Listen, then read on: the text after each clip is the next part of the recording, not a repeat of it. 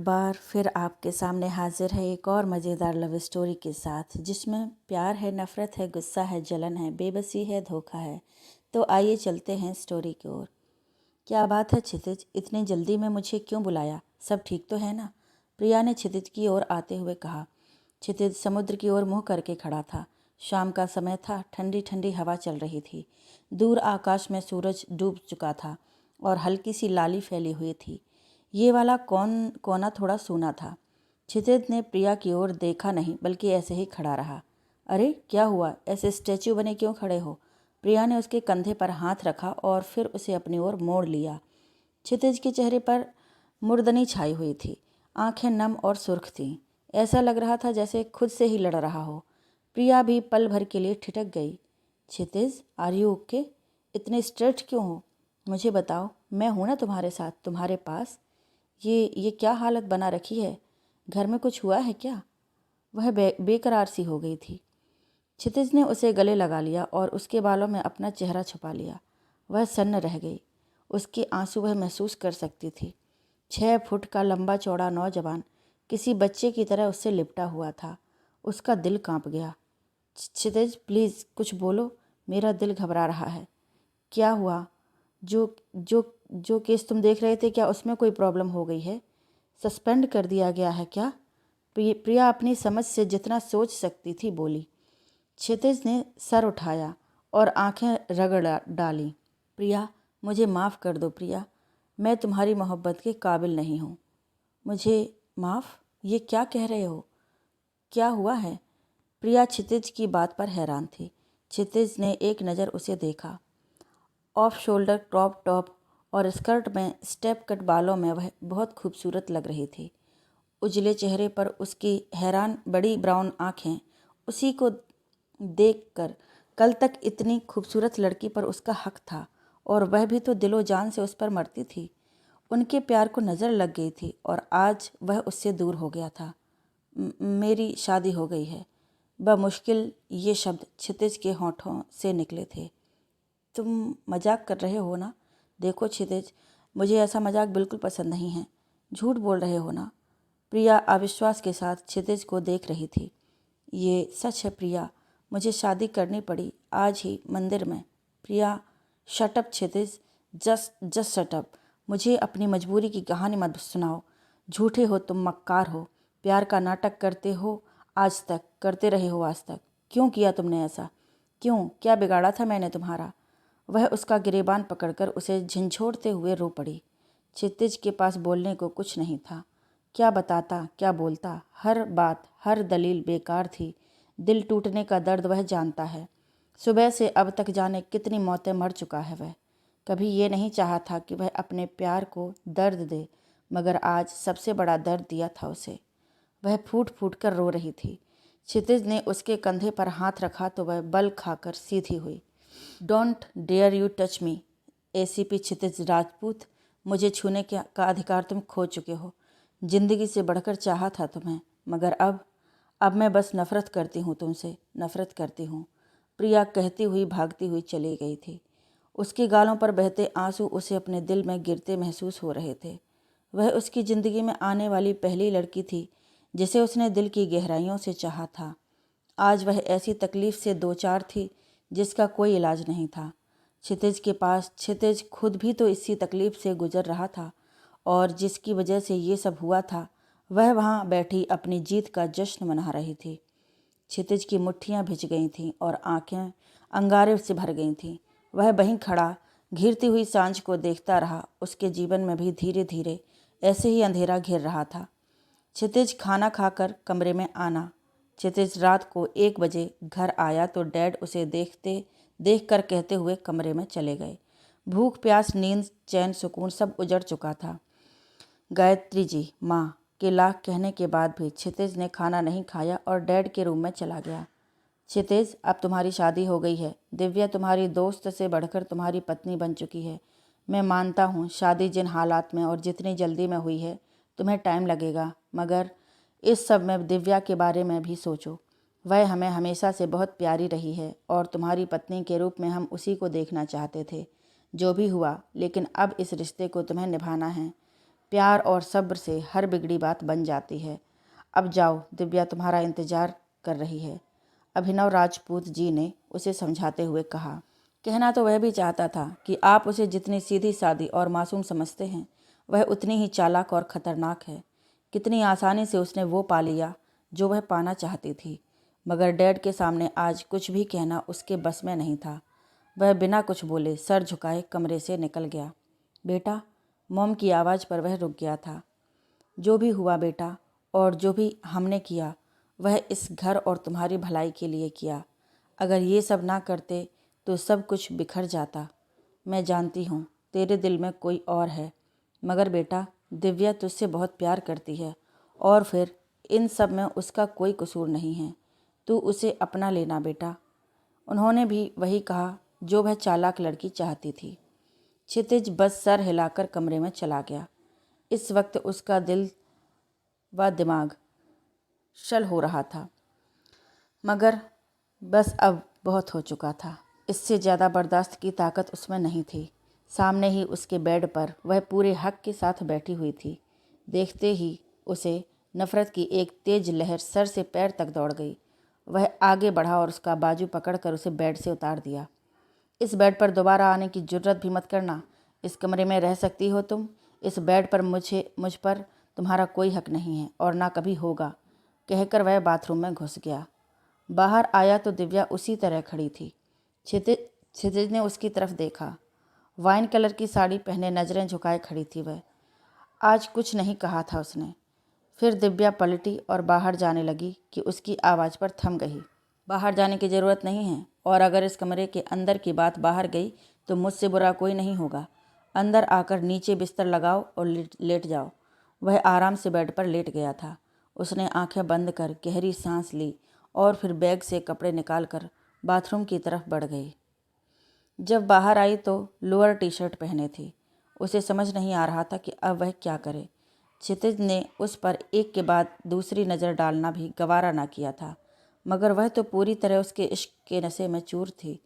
आज से नहीं, बचपन से उसे पाने के लिए वह जो कर सकती थी सब किया, मगर आज वह उसका होकर भी उससे कोसों दूर था और ये बात उससे बर्दाश्त नहीं हो रही थी। एक साइड होकर लेटो एसीपी, मुझे नींद आ रही है, दिव्या ने उसे कहा। कहा ना तुमसे इस बेड पर आने का सपने मत देखो, नीचे सो जाओ, क्षितिज ने बिना हिले कहा। बात सुनिए, मैं अब इस घर की मेंबर हूँ। हर चीज़ पर मेरा भी उतना ही हक है जितना आपका, और सच तो ये है कि आप पर भी मेरा पूरा हक है, मगर वो जाने दो। अभी तो खिसको आप, वरना मैं बाहर ही चली जाती हूँ और बोल देती हूँ कि मेरे लिए अलग कमरा चाहिए। दिव्या हमेशा की तरह हार मानने वाली नहीं थी। क्षितिज ने उसे गुस्से से घूरा। तुम्हें लगता है तुम ऐसे मुझे ब्लैकमेल कर सकती हो? मुझे फ़र्क नहीं पड़ता, लेकिन अभी मैं मॉम डैड को परेशान नहीं करना चाहता, तो सो जाओ, क्षितिज ने कहा और बेड से उठ गया। वह एक पल भी वहाँ नहीं रुका और स्टडी रूम में जाकर लेट गया।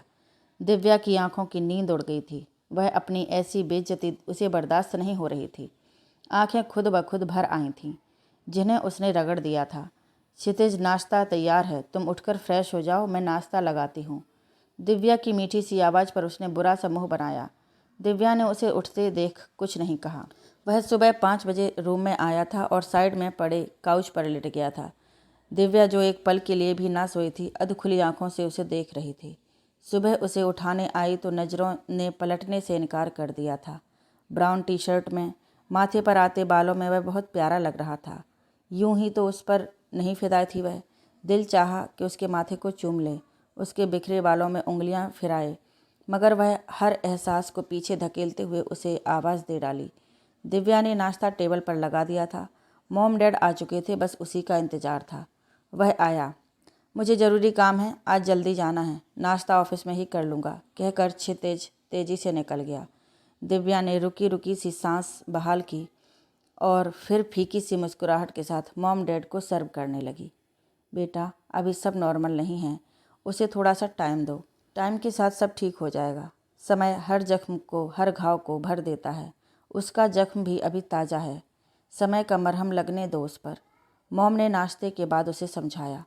मैं समझती हूँ मॉम, आप टेंशन ना लीजिए, और फिर आपको तो पता है ना, मैं इतनी जल्दी हार मानने वालों में से नहीं हूँ, दिव्या ने कहा और खड़ी हो गई। इतनी देर से घर आने की वजह क्या है? जॉब तो तुम पहले से करते हो, मगर कभी इतनी ज़्यादा देर से नहीं आए। दिव्या, जो पिछले 15 दिन से उसे देख रही थी, आज आखिर बोल ही पड़ी। शादी के बाद से आज तक वह हमेशा ही 12 बजे के बाद घर आता था। कभी कभी तो रात के 2 भी बज जाते थे। दिव्या उसका इंतज़ार कर कर के थक जाती थी। उसके लिए खाना बनाती, जिसे वह देखता तक नहीं था। घर में खाना ही बंद कर दिया था। सुबह का निकला, रात गए आता और सो जाता। आजकल उसने उसकी तरफ नज़र तक डालना बंद कर दिया था। दिव्या से उसकी ये बेरुखी, इग्नोर करना, उसकी आंखों की नफ़रत, उसकी खामोशी सहन नहीं हो रही थी। मगर उसके बावजूद वह उससे मोहब्बत करती थी। अपने काम से काम रखो, डोंट डिस्टर्ब मी, कहकर वह बेड पर लेट गया। वह जो उसकी वजह से काउच पर सो रही थी इतने दिनों से, आज उसके करीब आकर बैठ गई। क्षितिज एकदम उठा था और बेड से उतरने लगा था, मगर दिव्या ने उसका हाथ पकड़ लिया था। कहाँ जा रहे हो? तुम सो जाओ यहाँ, मैं जा रहा हूँ, उसने बिना पलटे कहा। क्यों? मेरे पास रहने से डर लगता है? कहीं खुद से काबू ना खो दो और मेरे करीब ना आ जाओ? प्यार ना कर बैठो मुझसे? दिव्या मदहोश लहजे में बोली। शट अप, मुझसे फालतू बकवास करने की कोशिश भी मत करना। क्षितिज ने झटके से अपना हाथ छुड़ाया और बेड से हटकर काउच पर आ गया। लेकिन आज दिव्या उसे बख्शने के मूड में बिल्कुल नहीं थी। वह उसके करीब आ गई और काउच के पास नीचे बैठकर उसके बालों में उंगलियां चलाने लगी। ये क्या हरकत है? क्या परेशानी है तुम्हें? दूर हो जाओ मेरी नज़रों से, क्षितिज धीमे लेकिन गुर्राते हुए बोला। परेशानी ही तो है, मेरा पति आज तक मेरे पास नहीं आया, वह उस पर झुकते हुए बोली। उसने उसे पुश करके खुद से दूर कर दिया था। वह जो इसके लिए तैयार नहीं थी, फर्श पर गिर गई और सर तेजी से नीचे लग गया था। वह सर थामकर बैठ गई। लम्हे भर के लिए वह अफसोस से भर उठा, मगर अगले ही पल उस पर नफ़रत हावी हो गई थी। उसे देखा तो वह एक खुली सी नाइटी पहने हुए थी, जो काफ़ी रिवीलिंग थी। अगले ही पल झिझक कर उसने नज़रें फेर लीं। ये ऐसी चीप हरकतें करना छोड़ दोगी तो बेहतर होगा तुम्हारे लिए। कपड़े देखो अपने, तुम्हें छुपा कम रहे हैं और नुमायाँ ज़्यादा कर रहे हैं, उसने सख्ती से कहा। छुपाना क्यों है? इस कमरे में बस हम दोनों हैं और हमारे बीच कैसा पर्दा? वह एक बार फिर उसके करीब आ गई। तुम आखिर चाहती क्या हो? इतनी गंदी हरकत करके भी जी नहीं भरा तुम्हारा? मुझसे मेरा सब कुछ तो छीन लिया है तुमने। मेरी चाहत, मेरी मोहब्बत, मेरी मुस्कुराहट, हंसी, धड़कन, सब कुछ। अब और क्या चाहिए तुम्हें? तुम्हें लगता है मुझे ऐसे सेड्यूस करके मुझे हासिल कर लोगी? तुम मुझे कभी नहीं हासिल कर सकोगी। अगर कभी मेरे करीब जिस्मानी तौर पर हो भी गई तो भी मेरे प्यार से दूर ही रहोगी। वैसे इतनी गिरी हुई समझा नहीं था मैं तुम्हें अब तक, मगर अब मेरी नफ़रत और भी बढ़ रही है तुम्हारे लिए। अफसोस है मुझे कि तुम कभी मेरी दोस्त थी। उसकी सुर्ख आंखों में नफ़रत बेहद साफ थी। चलो, मुझसे इश्क ना सही, नफ़रत ही इतनी इंतहा है कि तुमने उसके लिए सब कुछ छोड़ दिया, अपने जान से प्यारे माँ बाप को भी। मेरी नफ़रत उन सब की मोहब्बत पर भारी है। वह मुस्कुरा कर पलट कर चादर लेकर बेड पर लेट गई। सच ही तो कह रही है। वह उससे नफ़रत करने के चक्कर में मोमडन तक को भुला बैठा था। उनके साथ नाश्ता किए बिना वह कभी जाता तक नहीं था और अब वह उनसे बात तक नहीं कर रहा था। जो भी हुआ था उसमें उनका तो कोई कसूर नहीं था। दिव्या ने साजिश ऐसी की थी कि वह खुद भी नहीं समझ पाया था। वही नहीं, वह उसकी वजह से अपनों को दुख नहीं देगा। उसने सोचते हुए आंखें बंद कर लीं। दिव्या ने भीगी पलकें उठाकर उसे देखा और फीकी सी मुस्कुराहट होंठों पर आ गई। वह काउच पर ठीक से लेट नहीं पा रहा था। उसकी हालत पर उसका दिल तड़प सा गया। कितने दिन हो गए थे उसके गालों में पड़ने वाले डिम्पल मिस कर रही थी वो। उसकी हंसी खो गई थी।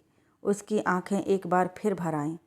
वह करवट लेकर मुंह फेर कर लेट गई, मगर दिल, वह तो उसके संग बीते पलों को याद कर रहा था।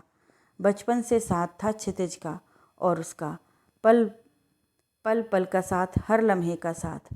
उसे हमेशा से उसी की कंपनी भाई थी। ऐसा नहीं था कि उसकी फ्रेंड्स नहीं थी, मगर जो दोस्ती क्षितिज से थी वो किसी और से नहीं हो सकी थी। उसका बचपन उसके साथ कबड्डी, कंचे, gulli danda, cricket, football, badminton खेलते ही बीता था और ये दोस्ती बचपन से बढ़ते हुए जवानी की दहलीज तक आने लगी थी, मगर प्योर दोस्ती थी। दोनों के दिल साफ थे और एक दूसरे से लड़ते झगड़ते हंसते खेलते उनके दिन बीत रहे थे। उसकी माँ तो बचपन में ही गुजर गई थी। बाबा ने बहुत लाड़ प्यार से पाला था उसे, हर बात मानते थे उसकी, कभी कोई रोक टोक नहीं की। बाप से ज़्यादा दोस्त बनकर रहे और उसने भी हर बात बाबा से शेयर की। बस उसे कभी बाल नहीं काटने दिए बाबा ने कि उसकी माँ की याद दिलाते थे उसके बाल उन्हें।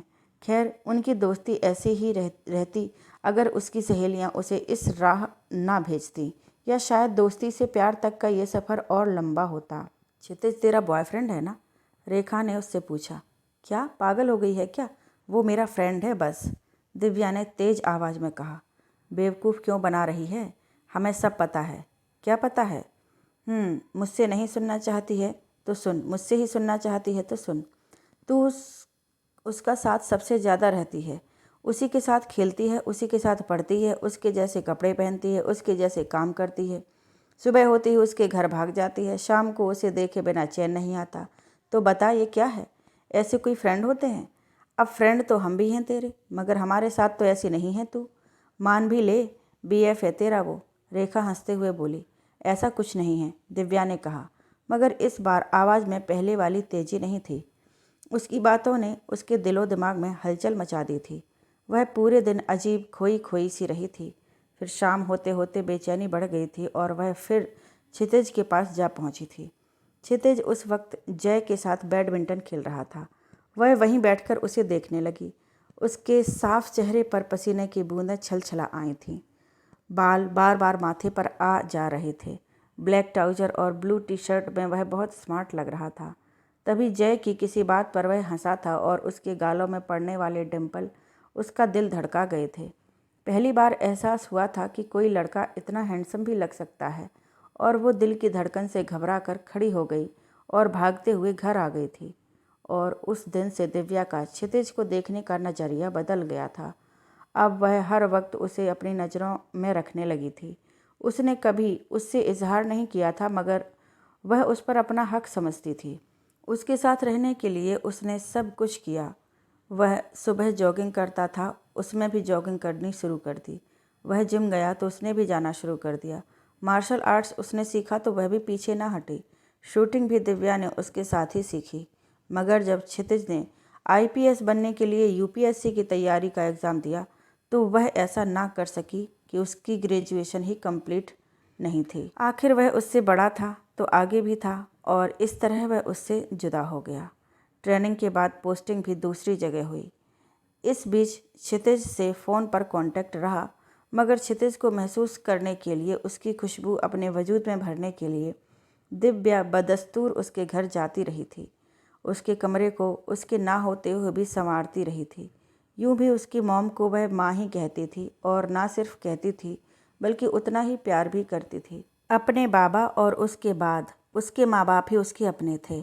वह उनके साथ बैठती, बात करती, बाहर के कई काम उसने अपने जिम्मे ले लिए थे। माँ के साथ क्षितिज की पसंद की डिशेज भी बनाना सीख ली थी। क्षितिज के साथ और लगाव की ऐसी आदत थी कि जब वह फ़ोन करता और कहता कि उसके वहाँ होते उसे मॉम डैड की फ़िक्र नहीं होती है, तो दिव्या बच्चों की तरह खुश हो जाती। उसकी पसंद के अनुसार उसने jogging, gym, martial art practice घर पर ही करना छोड़ा नहीं था। बस दिव्या क्षितिज के लिए परफेक्ट बनना चाहती थी। क्षितिज ने अपनों को अपना बना लिया था। क्षितिज के अपनों को अपना बना लिया था दिव्या ने, और माँ पापा के दिल में भी दिव्या को अपनी बहू बनाने की ख्वाहिश जन्म ले चुकी थी। भाई साहब, अब आप अपनी दिव्या हमें सौंप दीजिए, हम उसे अपने घर का उजाला बनाना चाहते हैं। जब ये बात माँ ने दिव्या के बाबा से कही तो ऐसा लगा कि सब कुछ मिल गया। बाबा को भला क्या ऐतराज़ हो सकता था, मगर उसका इंतज़ार अभी लंबा था। 4 साल बाद क्षितिज एसीपी की पोस्ट पर अपने शहर घर आया था, और अब जाकर दिव्या की आंखों की प्यास बुझी थी।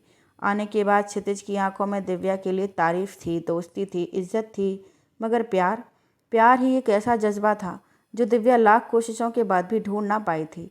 मगर दिव्या को इससे उतना फ़र्क नहीं पड़ा। दिव्या का मानना था कि उसकी मोहब्बत उन दोनों के लिए काफ़ी थी।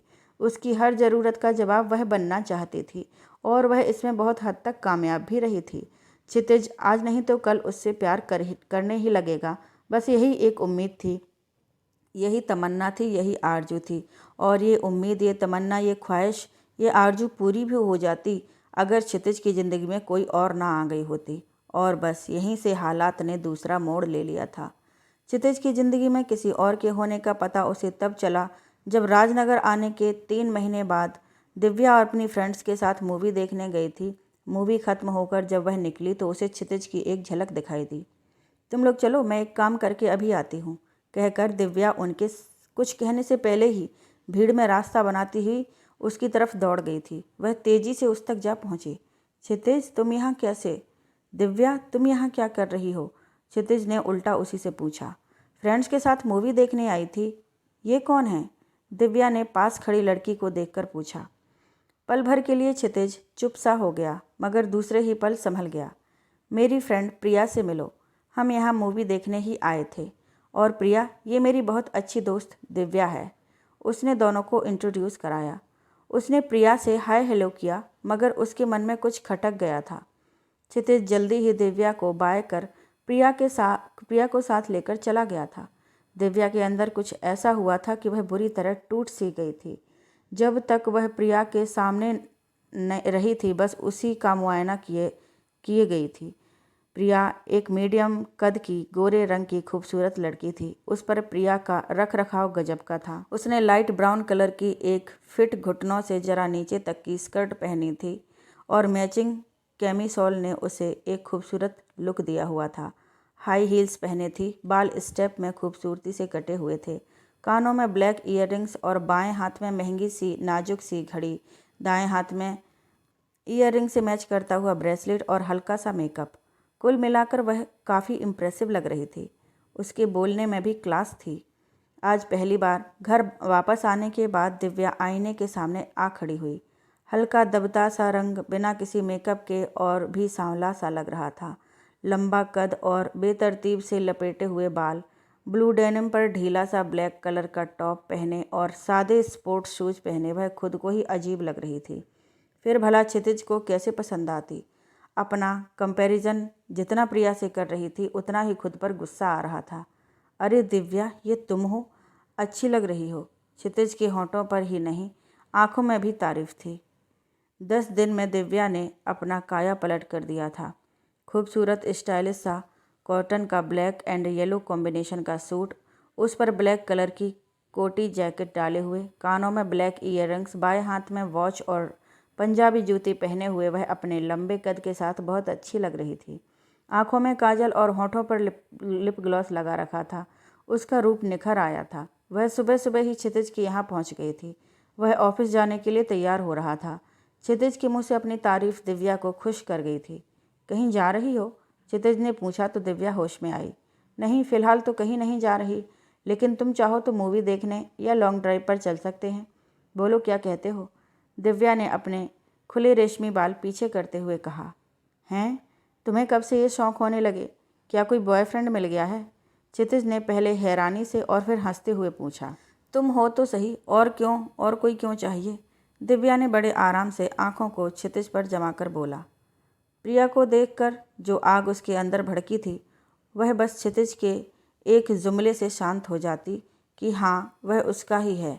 मगर क्षितिज ने जो जवाब दिया वह दिव्या को छील गया था। मैं तुम्हारा बॉयफ्रेंड थोड़ी हूँ, मेरे साथ चलने के सपने मत देखो। मैं तो बस अपनी गर्लफ्रेंड के साथ ही जाऊँगा। क्षितिज हंसा। तो क्या वो लड़की तुम्हारी गर्लफ्रेंड थी? दिव्या का दमकता चेहरा पल भर में बुझ गया था। सिली गर्ल, कहकर क्षितिज उसके सर पर हाथ मारकर बाहर निकल गया और वह यूं ही खड़ी रह गई। इस पल उसका सर गर्म हो चुका था, आंखें जल रही थीं। अब प्रिया उसकी दुश्मन बन चुकी थी, जिसने उसके दिल की धड़कन को छीन लिया था। जलन और ईर्ष्या की ऐसी आग लगी थी जिसमें उसका तन मन झुलस गया था। नहीं, वह उससे हार नहीं मानेगी। क्षितिज उसका था, उसका है और उसका ही रहेगा, चाहे इसके लिए उसे कुछ भी करना पड़े।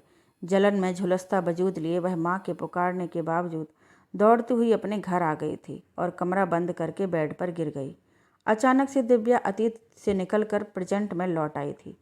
सामने काउच पर सोते हुए क्षितिज को देखकर उसके दिल में ऐसा हाल बरपा हुआ था कि वह अपलक उसे देखती रही थी। क्षितिज को पाना दिव्या का सिर्फ ख्वाब ही नहीं था, उसकी ज़िंदगी का मकसद था, उसकी आखिरी मंजिल थी। लेकिन वह इस मंजिल को हासिल करके भी खाली हाथ खाली ही थी। अब क्षितिज का प्यार पाना ही दिव्या का मकसद बन चुका था। मैं तुम्हारे बिना जी नहीं सकती क्षितिज। प्यार तुमसे ही किया है और इस कदर किया है कि तुम्हारे बगैर सांसें रुकती हैं मेरी।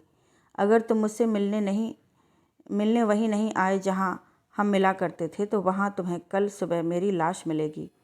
मैं आज शाम 5 बजे तुम्हारा इंतज़ार करूंगी। प्रिया का यह मैसेज क्षितिज सुबह के कई बार पढ़ चुका था। प्रिया को क्षितिज भी बहुत चाहता था, मगर जब से दिव्या से रिश्ता जुड़ा था तब से क्षितिज ने हर पल उसे याद करने के बावजूद भी कभी उससे कांटेक्ट नहीं रखा था। दिव्या उसकी पत्नी होने के बाद भी वह जगह नहीं पा सकी थी जो प्रिया की थी, और आज ये मैसेज इस बात का सबूत था कि प्रिया भी उसे बेइंतहा चाहती थी। मगर वह जब से यहाँ पोस्टेड हुआ था ऐसे केस में उलझा हुआ था जो बहुत कॉम्प्लिकेटेड था, और जो क्लू और थोड़े बहुत सबूत उसके हाथ लगे थे उनके हिसाब से इसमें बड़ी हस्तियाँ शामिल थीं। उसे कब किस वक्त कहाँ जाना पड़ जाए पता ही नहीं होता था। और 5 बजे प्रिया, सच तो ये था कि उसका दिल भी तड़प रहा था प्रिया से मिलने के लिए, और फिर उसने दिल की बात मान ली। यूं भी प्रिया उसके लिए सबसे प्रेशियस थी। प्रिया, क्षितिज की आवाज़ पर प्रिया पलटी तो वह उसे देखता ही रह गया। उसकी हल्की सुर्ख आंखें अभी भी नम थीं, चेहरा बुझा बुझा सा था। क्षितिज देख कर प्रिया भाग कर उस तक आई और उससे लिपट गई। वह फ्रीज सा हो गया। उससे इस तरह सरेआम लिपटने की उम्मीद नहीं की थी उसने, वो भी इस शिद्दत से। मैं यहीं हूँ प्रिया, तुम्हारे पास। चलो यहाँ से चलते हैं।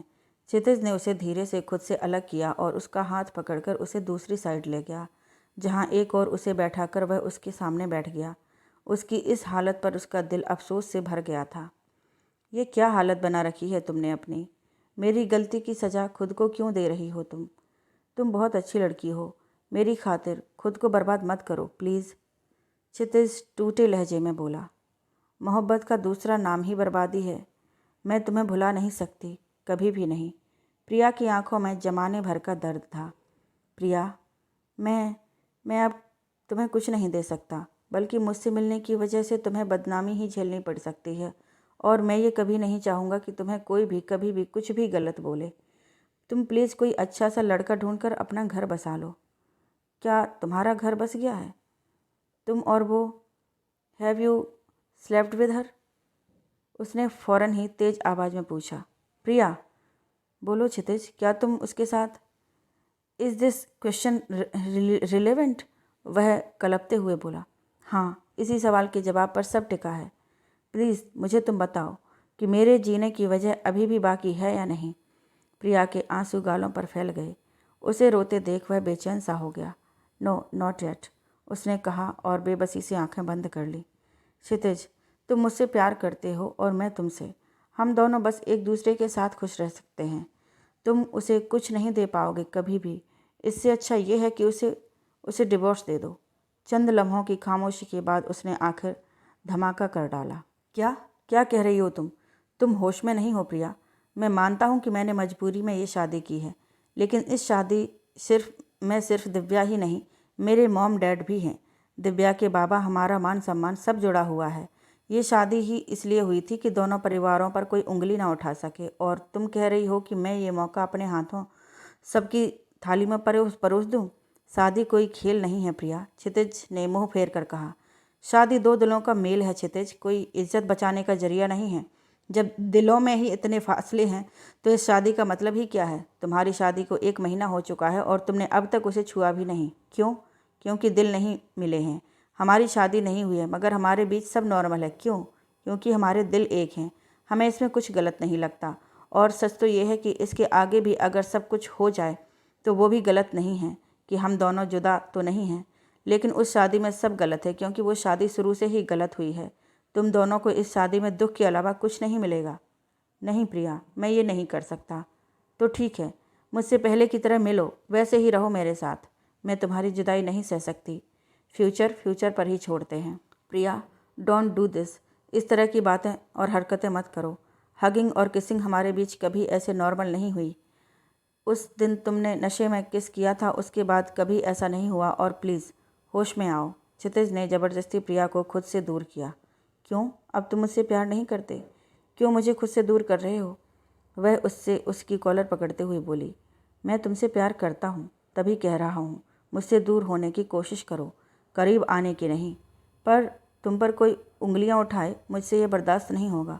उसने उसके हाथ खुद से अलग किए और तभी उसका मोबाइल बीप हुआ। मुझे जाना होगा प्रिया, इट्स अर्जेंट, तुम्हें टैक्सी स्टैंड तक ड्रॉप कर देता हूँ। वह उसे लेकर निकला था। क्षितिज रुको, दिव्या ने कमरे से निकलते हुए क्षितिज को रोकते हुए कहा। वह आज भी प्रिया से मिलकर आया था और उसे बहुत समझाया भी था, लेकिन प्रिया के नासमझ रवैये से क्षितिज झुंझला कर आ गया था। अभी वह घर पर आया ही था कि उसके चाचा का बेटा जय आ गया था और मॉम ने क्षितिज आवाज़ लगाई थी। वह कपड़े बदलने ही बाहर जाने लगा था कि तभी दिव्या ने उसे रोका था। यूँ तो दिव्या उसे आजकल कुछ नहीं कहती थी, लेकिन उसका ध्यान बहुत ही रखती थी।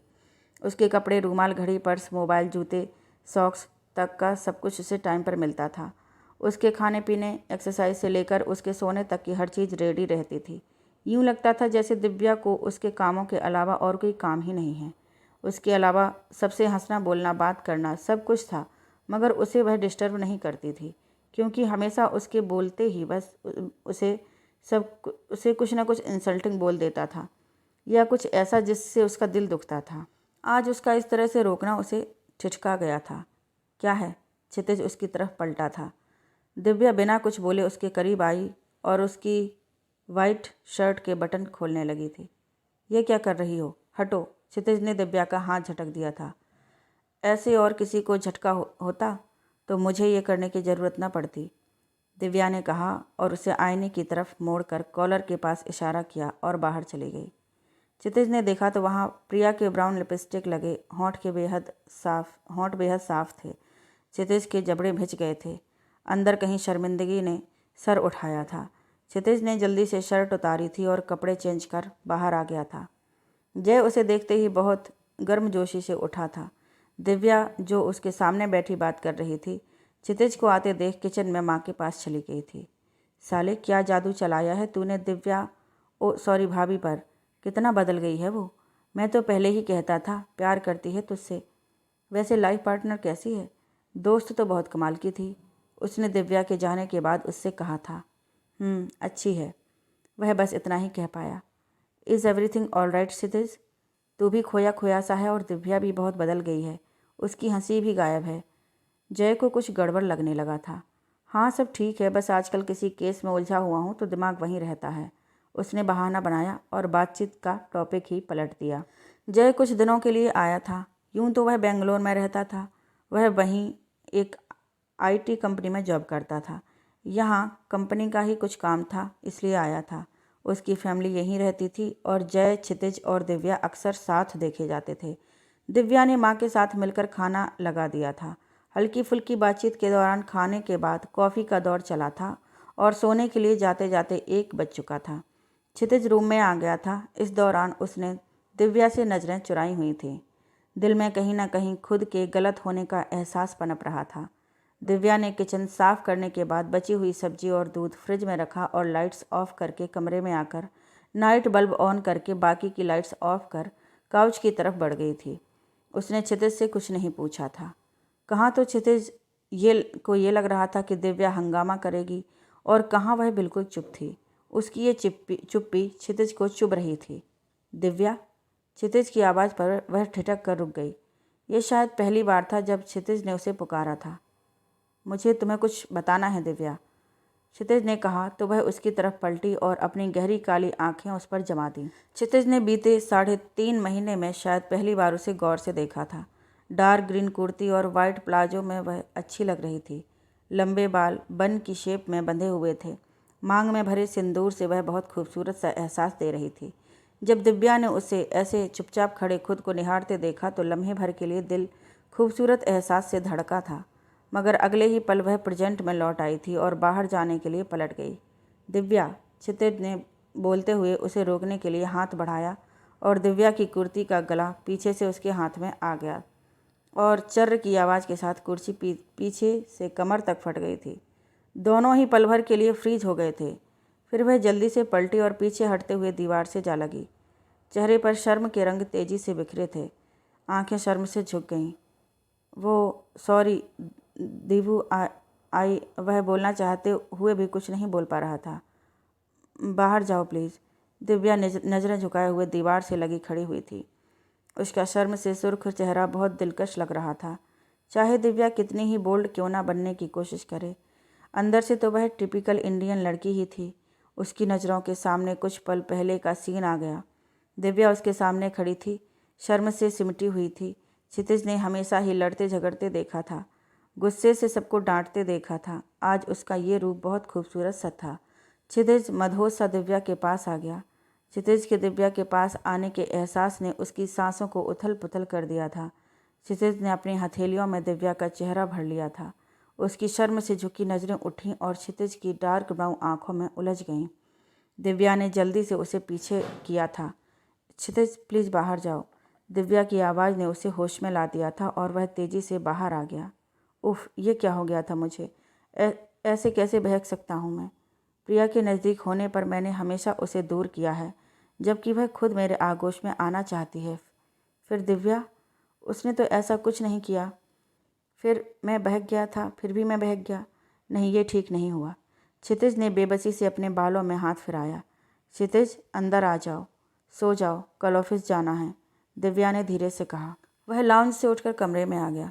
दीबू, आई एम सॉरी, अनजाने में वो तुम्हारे कपड़े, मुझे ऐसा नहीं करना चाहिए था, उसने उसकी तरफ देखते हुए कहा। इट्स ओके क्षितिज, उसने धीरे से कहा और काउच पर लेट गई। आज एक अरसे बाद क्षितिज ने उसे दीबू कहकर पुकारा था। दिव्या की नाराज़गी पल में गायब हो गई थी। दीबू, मेरी लाइफ से प्रिया अभी तक नहीं गई है। वो मैं अक्सर उससे मिलता हूँ, बट ट्रस्ट मी, उसके और मेरे बीच कुछ नहीं हुआ है। वो शर्ट पर जो उसे लेकर मुझे गलत मत समझना, उसने बेड पर लेटे हुए उसकी तरफ देखते हुए कहा। नाइट बल्ब की रोशनी में वह बहुत खूबसूरत लग रही थी। आई ट्रस्ट यू, तुम्हें सफाई देने की ज़रूरत नहीं है, कहकर वह पलट कर लेट गई। अगले दिन, तुम्हें मुझ में क्या अच्छा लगता है क्षितिज? क्षितिज आज फिर प्रिया के साथ समंदर किनारे था। मुझे तो तुम पूरी ही अच्छी लगती हो। तुम्हारा ये लंबा कद, छरहरा बदन, गहरी काली आँखें, लंबे बाल और शर्माता हुआ सुर्ख चेहरा हर पल मेरे जहन में हलचल मचाता है, वह अपनी रौ में कहता चला गया। फिर जब क्षितिज ने प्रिया की तरफ देखा तो वह अजीब सी नज़रों से उसे घूर रही थी। ना तो मैं लंबे कद की हूँ और ना ही मेरी आँखें काली हैं, ना बाल लंबे हैं और ना ही मैं शर्माती हूँ। ये तुम किसके बारे में बात कर रहे हो? अपनी वाइफ को इमेजिन कर रहे हो क्या? प्रिया ने उसे घूरते हुए कहा। वह खुद नहीं समझ पा रहा था कि कैसे दिव्या का चेहरा उसकी नज़रों के सामने आ गया था। प्रिया, प्रिया, मेरी बात सुनो। बात तुम सुनो क्षितिज। कहीं ऐसा तो नहीं कि तुम उसे चाहने लगे हो या उसने अपनी अदाएं दिखाकर तुम्हें फंसा लिया है? प्रिया, अपनी हद में रहो। दिव्या ऐसी नहीं है, वह तेज अंदाज में बोला। अच्छा, लेकिन तुम तो बहुत जल्दी रंग बदलने वाले निकले क्षितिज। इतनी जल्दी मुझे, मेरे प्यार को भूल गए? क्षितिज, मेरा दिल दुखाया है तुमने। आज मेरी हद समझा रहे हो, कल मेरी औकात बताओगे। आज तुम्हें फैसला करना होगा, या तो तुम उसे तलाक देकर मुझसे शादी करोगे या फिर मैं इसी समंदर की लहरों में कूदकर अपनी जान दे दूंगी। प्रिया रोते हुए बोली। प्रिया प्लीज़, मेरा ये मतलब नहीं था। मैं उसे तलाक नहीं दे सकता और ना ही तुमसे शादी कर सकता हूँ। प्लीज़ समझो। क्षितिज ने आंखों में नमी लिए उसे समझाने की कोशिश की, मगर आज प्रिया पर जैसे जुनून सा सवार था। फिर मैं जीकर क्या करूँगी? शादी तुम मुझसे कर नहीं सकते और मैं तुम्हारे बगैर रह नहीं सकती। तो मतलब तुम मुझे अपनी रखेल बनाकर रखना चाहते हो? प्रिया, क्षितिज का हाथ उठा तो ज़रूर, मगर नीचे नहीं आ पाया और वह फटी फटी आंखों से उसे देखती रह गई। ओह, तो अब नौबत यहाँ तक आ पहुँची है कि तुम मुझ पर हाथ उठाओगे, मारोगे मुझे? बुरी तरह रोते हुए वह उसे देखकर बोली। प्रिया प्लीज़, मेरी बात सुनो। अब सुनने कहने के लिए कुछ बाकी नहीं रह गया। अब मुझे तुम्हारा फैसला सुनना है, मुझसे शादी या मेरी मौत। कल शाम 7 बजे तक का टाइम है तुम्हारे पास। उसके बाद तुम कभी मुझे ब्लेम नहीं करोगे, मगर मेरी मौत के जिम्मेदार तुम होगे, सिर्फ तुम। कहकर वह रुकी नहीं बल्कि भागती हुई चली गई। क्षितिज देर रात कमरे में दबे पांव एंटर हुआ था, जिससे कोई डिस्टर्ब ना हो, मगर दिव्या शायद उसी के इंतज़ार में जाग रही थी। तुम हाथ मुंह धो लो, मैं खाना लगाती हूँ। ये कहते हुए दिव्या उठ गई। मेरा मन नहीं है। खाना मन से नहीं, भूख की वजह से खाया जाता है। मैं लगा रही हूँ, फटाफट आ जाओ, कहकर वह कमरे से निकल गई। क्षितिज हाथ मुंह धोकर कपड़े बदल कर आया तो वह खाना गर्म करके टेबल पर रख चुकी थी और पानी लेकर आ रही थी। खूबसूरत रेड एंड वाइट कॉम्बिनेशन का पटियाला सूट पहने, बालों में चोटी बनाए हुए वह फव रही थी। उसने पानी का जग टेबल पर रखा और इसी के साथ क्षितिज की नज़रें उसकी लटों में उलझ गईं जो बार बार उसके चेहरे को चूम रही थीं। उसने ज़बरदस्ती उस पर से नज़रें हटाईं और खाना शुरू कर दिया। खाने के बाद उसने चाय बनाई और कमरे में ले आई। क्षितिज के सर में दर्द हो रहा था और इस वक्त चाय की तलब शिद्दत से हो रही थी। वह चाय पीने के बाद लेट गया, मगर सर दर्द अभी और बढ़ गया। कुछ मिनट दिव्या उसे हाथ से सर दबाते और करवटें बदलते देखती रही, फिर उठ गई और उसके पास बेड पर आ गई। दिव्या के बेड पर आने के एहसास ने क्षितिज को जगा दिया और वह आंखें खोलकर उसे गुस्से से देखने लगा। मैं बस बाम लगाकर जा रही हूँ, इससे सर दर्द में आराम मिल जाएगा, उसने जैसे सफाई दी। मैं खुद लगा लूँगा, जाओ तुम। चुप रहो और आंखें बंद करके लेटे रहो। कुछ मांग नहीं रही हूँ तुमसे और ना ही इस बेड पर कब्जा जमाने की कोई इरादा है मेरा। दिव्या का लहजा क्षितिज को तपा गया। वह चुपचाप लेट गया और वह उसके माथे पर बाम लगाने लगी। एक सुकून सा अंदर उतरता चला गया और जाने कब वह सो गया। थोड़ी देर बाद उसने देखा तो वह सो चुका था। नज़रें उसके चेहरे पर पड़ीं तो फिर जमी की जमी रह गईं। उसके चेहरे पर थकान और उदासी थी। कल तक तो वह बहुत ठीक था, हंस बोल रहा था। उसे लगा था कि वह वापस ज़िंदगी की तरफ लौट रहा है, मगर आज उसके चेहरे से ताजगी गायब थी। वहीं बैठे बैठे उसे निहारती रही, उसके चेहरे को आंखों में बसाती रही। नींद में भी उसे किसी की आंखें खुद पर गड़ती हुई महसूस हो रही थीं। अचानक से क्षितिज ने दिव्या को दोनों बाजुओं से पकड़कर बेड पर लिटा दिया और खुद उस पर झुक गया। दिव्या का तो दिल धक से रह गया, सांसें अटक सी गईं। क्षितिज, वह मरी मरी सी आवाज़ में बोली, क्यों करती हो ऐसा? तुम एक वाइफ की तरह क्यों मेरे काम करती हो? क्यों क्यों मुझे समझती हो? क्यों? वह उसे देखते हुए सख्ती से पूछ रहा था। इस वक्त उसके दिमाग में प्रिया की बातें ही चल रही थीं। आखिर गलती ही क्या थी प्रिया की? कुछ भी तो गलत नहीं किया था उसने। जुल्म तो उस पर हुआ था, उसका प्यार उससे छीन लिया गया था और ये सब करने वाली उसके सामने थी। और अब वह उसको उसी से छीनने लगी थी। नहीं, वह ऐसा नहीं होने देगा, क्योंकि मैं तुम्हारी वाइफ हूँ। दिव्या ने बिना डरे क्षितिज की आंखों में आंखें डालकर कहा। वाइफ हो? बोलो। उसकी आंखों में गुस्सा भरा था। हाँ हूँ। उसकी आंखों में ना तो पछतावा था और ना ही अफसोस। वह उस पर झुकने लगा। ये क्या कर रहे हो तुम? उसने जल्दी से पलकें झपकीं। पति होने का हक वसूल रहा हूँ, तुम पत्नी होने का फ़र्ज पूरा करो। क्षितिज की आवाज़ में नफ़रत थी।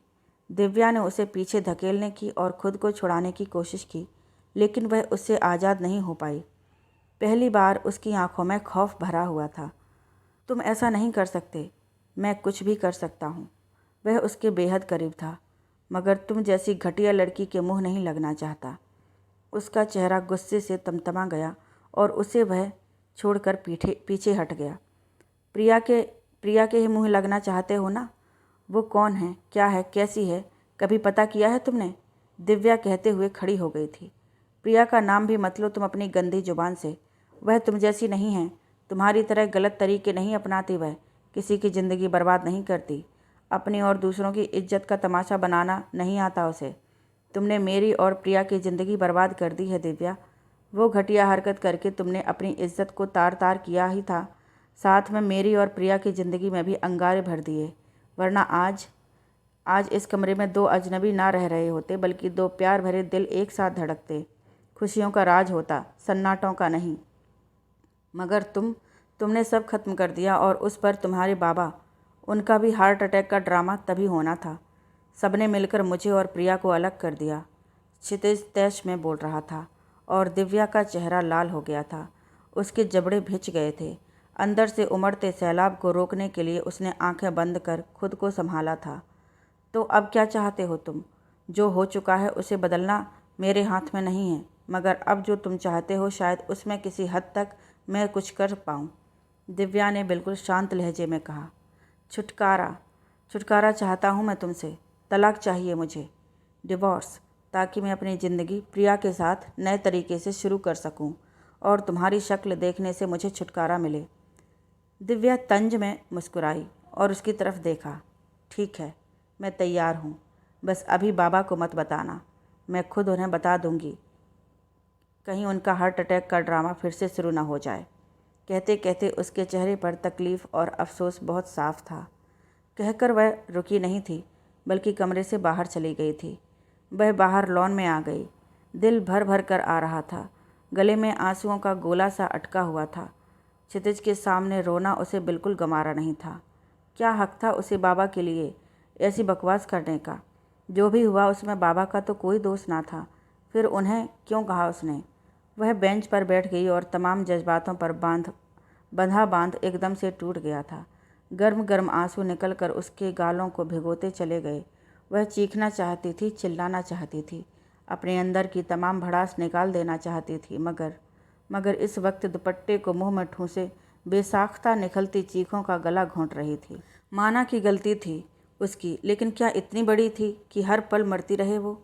और अपने ऊपर किए हर सितम तो वह हंसकर या खामोशी से उसका जवाब देकर सह रही थी। मगर बाबा, उनके लिए क्षितिज के मुँह से निकले शब्द उसे खंजर की तरह भेद गए थे। क्यों उस दिन ऐसा किया था दिव्या ने? रोते रोते वह अतीत में डूब गई थी। 4 महीने पहले। यार, वो मुझे नहीं चाहता, उसकी ज़िंदगी में कोई और है, दिव्या ने रेखा और राजन से कहा। राजन रेखा का बॉयफ्रेंड था और उनका रिश्ता भी पक्का हो चुका था। जल्दी ही उनकी सगाई होने वाली थी। दिव्या, क्योंकि उन दोनों के साथ गाढ़ी छनती थी, वह उन्हें क्षितिज के बारे में बता रही थी कि वो लोग जानते थे कि पिछले 4 साल का दिव्या का इंतज़ार और बरसों का प्यार था। हर पल हर लम्हा उसके ना होते हुए भी उसके जिक्र में बिताना, उसकी याद में बिताना। उसने कहा और तूने मान लिया हैं? रेखा ने पूछा। उसने तो फ्रेंड बताकर इंट्रोड्यूस कराया था, मगर वो लड़की, वो सिर्फ दोस्त नहीं थी यार। पहले तो मुझे बहुत गुस्सा आया, मगर फिर मैंने सोचा क्षितिज भी तो उसे चाहता होगा। दिव्या मायूस थी। ज़्यादा दिमाग मत लगाया कर अपना। अच्छा ये बता, तूने उसे बताया कि तू उससे प्यार करती है? राजन ने पूछा। नहीं, अब क्या बताना? दिव्या के चेहरे पर उदासी छाई थी। सुन, तू उसे बता दे कि तू उसे बहुत प्यार करती है। हो सकता है कि ये तेरा वहम हो और वह भी तुझसे ना कह पा रहा हो। लेकिन कुछ नहीं, तू बस उसे आई लव यू बोल दे, रेखा ने दिव्या से कहा। कैसे बोलूं? उसके सामने बोला ही नहीं जाता ये सब। बाकी कुछ भी करवा लो, मगर उससे आई लव यू ना बाबा, हिम्मत ही नहीं होती, दिव्या ने बेचारगी से कहा। हाँ, अभी किसी का सर फोड़ना होता तो मैडम दौड़ के जाती और एक आई लव यू नहीं बोल सकती, रेखा ने तंज मारा था। सुन सुन, एक आइडिया है, तू 2 पैग लगा ले, फिर सारा डर गायब, राजन ने हंसकर कहा। हाँ ये ठीक है, थोड़ी देर सोचकर बोली। फिर 2 दिन बाद राजन और रेखा के साथ दिव्या शाम को क्षितिज के पीछे पीछे एक क्लब में जा पहुंची और फिर वह उसके पास जा पहुंची। क्षितिज उसे देखकर चौंक गया था और उसे धीरे से डपट कर जाने को कहा था, मगर वह ढिठाई से वहीं खड़ी हो गई। क्षितिज के लिए आए ड्रिंक दिव्या एक के बाद एक 2 पी गई। उसने पहले कभी पी नहीं थी और पहली बार पी तो बुरी तरह से लड़खड़ा रही थी। तुम जाओ यहाँ से अभी, क्षितिज बुरी तरह गुस्से में था। इस वक्त वह सादे कपड़ों में वहाँ था, जाहिर था किसी पर्पज की वजह से, मगर दिव्या तो बस उससे इजहार करना चाहती थी, तो ये सब नहीं सोच पा रही थी। रेखा और राजन उन दोनों को साथ देखकर वहाँ से खिसक गए। वह नाराज़ होकर उसके पास से हट गई और डांस फ्लोर पर चली गई। उसके नशे में होने का फ़ायदा उठाकर 2 लड़के वहाँ आसपास मंडराने लगे थे और यहाँ वहाँ हाथ लगा रहे थे। तभी वहाँ अचानक एक फायर हुआ था और भगदड़ मच गई थी। वह भी भीड़ के साथ लड़खड़ाती हुई बाहर निकली। फायरिंग काफ़ी बढ़ गई थी। इससे पहले कि वह ज़्यादा कुछ कर या समझ पाती, उन दोनों लड़कों ने उसे पकड़ लिया और खींचते हुए ले जाने लगे। वह नशे में ज़रूर थी, मगर उनके इरादे ना समझ सके इतनी भी मदहोश नहीं थी। उनसे छूटने की कोशिश भरपूर की, मगर नशे में होने की वजह से वह उनसे पार ना पा सकी। लेकिन इससे पहले कि वो अपने गंदे मंसूबों में कामयाब होते, क्षितिज ने उसे ढूंढ लिया था और उसके हाथ में थमे रिवॉल्वर के एक फायर से ही वे दोनों भागते नजर आए थे। इन सब में उसके कपड़े बाजू पर से और गले पर से फट गए थे। क्षितिज ने उसे अपनी शर्ट पहनाई थी और अपनी गाड़ी में ले आया था। क्या हो गया है तुम्हें दीपू? ये शराब क्यों पी तुमने? अगर आज तुम्हें कुछ हो जाता तो? क्षितिज के अंदाज और लहजे में दिव्या के लिए फ़िक्र थी। मैंने क्षितिज इसलिए पी कि मैं तुम्हें बोल सकूं। क्या? आई लव यू। बोलते बोलते वह बेहोश हो चुकी थी। अगली सुबह जब उसे होश आया तो वह और क्षितिज उसकी कार में एक दूसरे की बाहों में थे और कुछ मीडिया के लोग फ़ोटो क्लिक कर रहे थे। क्षितिज भी तभी उठा था जब ये सब देखकर उसका दिमाग घूम गया था। एसीपी सर, ये आपकी कौन है? आपकी शादी तो हुई नहीं है, एक ने सवाल किया। तो क्या ये आपकी लवर हैं जिसके साथ आप कार में ही सो गए? दूसरे की आवाज़ आई। या ये उस क्लब की कोई कॉल गर्ल है जहां कल रात आपने छापा मारा था? किसी ने सवाल किया था। तो आपको लड़कियों का भी शौक़ है? मैडम, आपने क्या रेट लिया है नाइट का? या आपको बचाने की एवज में आप इनके साथ सोई हैं? एक से एक बेहुदा घटिया सवालात की बौछार उन पर हो रही थी। दिव्या की तो आवाज़ ही गुम हो गई थी। कुछ भी बोलने से पहले वह बाजारू बना दी गई थी। उसकी आंखें आंसुओं से भर चुकी थीं और दिल पर छुरियां चल रही थीं। यूं लग रहा था जैसे उसका दिल फट जाएगा। क्षितिज बड़ी मुश्किल से उसे लेकर कार से निकाल कर लाया था। दिव्या बस सर झुकाए उसके साथ घिसट रही थी। उसकी नासमझी ने यह कैसा वक्त दिखाया था। क्षितिज एक टैक्सी रुकवाकर उसमें उसे लेकर आया था। कॉलोनी वालों की नज़रें उन दोनों पर जमी हुई थीं। ये खबर हर न्यूज़ चैनल पर आ रही थी और बेहद गंदे अंदाज में से पेश किया जा रहा था। लो भाई, आ गए दोनों। धीरे बोलो भाभी, पुलिस वाला है। पुलिस वाला है तो क्या है बहन, बेटियों की इज्जत उतारने देंगे? सोने भेज देंगे इसके साथ। रही सही कसर पहनी हुई क्षितिज की शर्ट ने पूरी कर दी थी। अरे वो तो मर्द है, इसे क्यों ना लाज आई। देख तो इसकी कमीज पहने हुई है। अपने कपड़े क्या फाड़ दिए? उसी ने फाड़े होंगे। हर तरफ से उछलते ये जुमले उसका दिल चीर रहे थे। दिव्या को मालूम था कि ये सारी गलती उसकी अपनी है। क्या ज़रूरत थी राजन के मजाक को सीरियसली लेने की, शराब पीने की? इसलिए तो नशा बुरा कहा जाता है। अगर उसने ना पी होती तो ये सब ना होता। उन जैसे 4-5 लड़कों पर तो वह अकेली ही भारी थी, मगर नशे ने उसे कमज़ोर बना दिया था। अगर नशे में ना होती तो, मगर ये सब सोचने का वक्त निकल चुका था।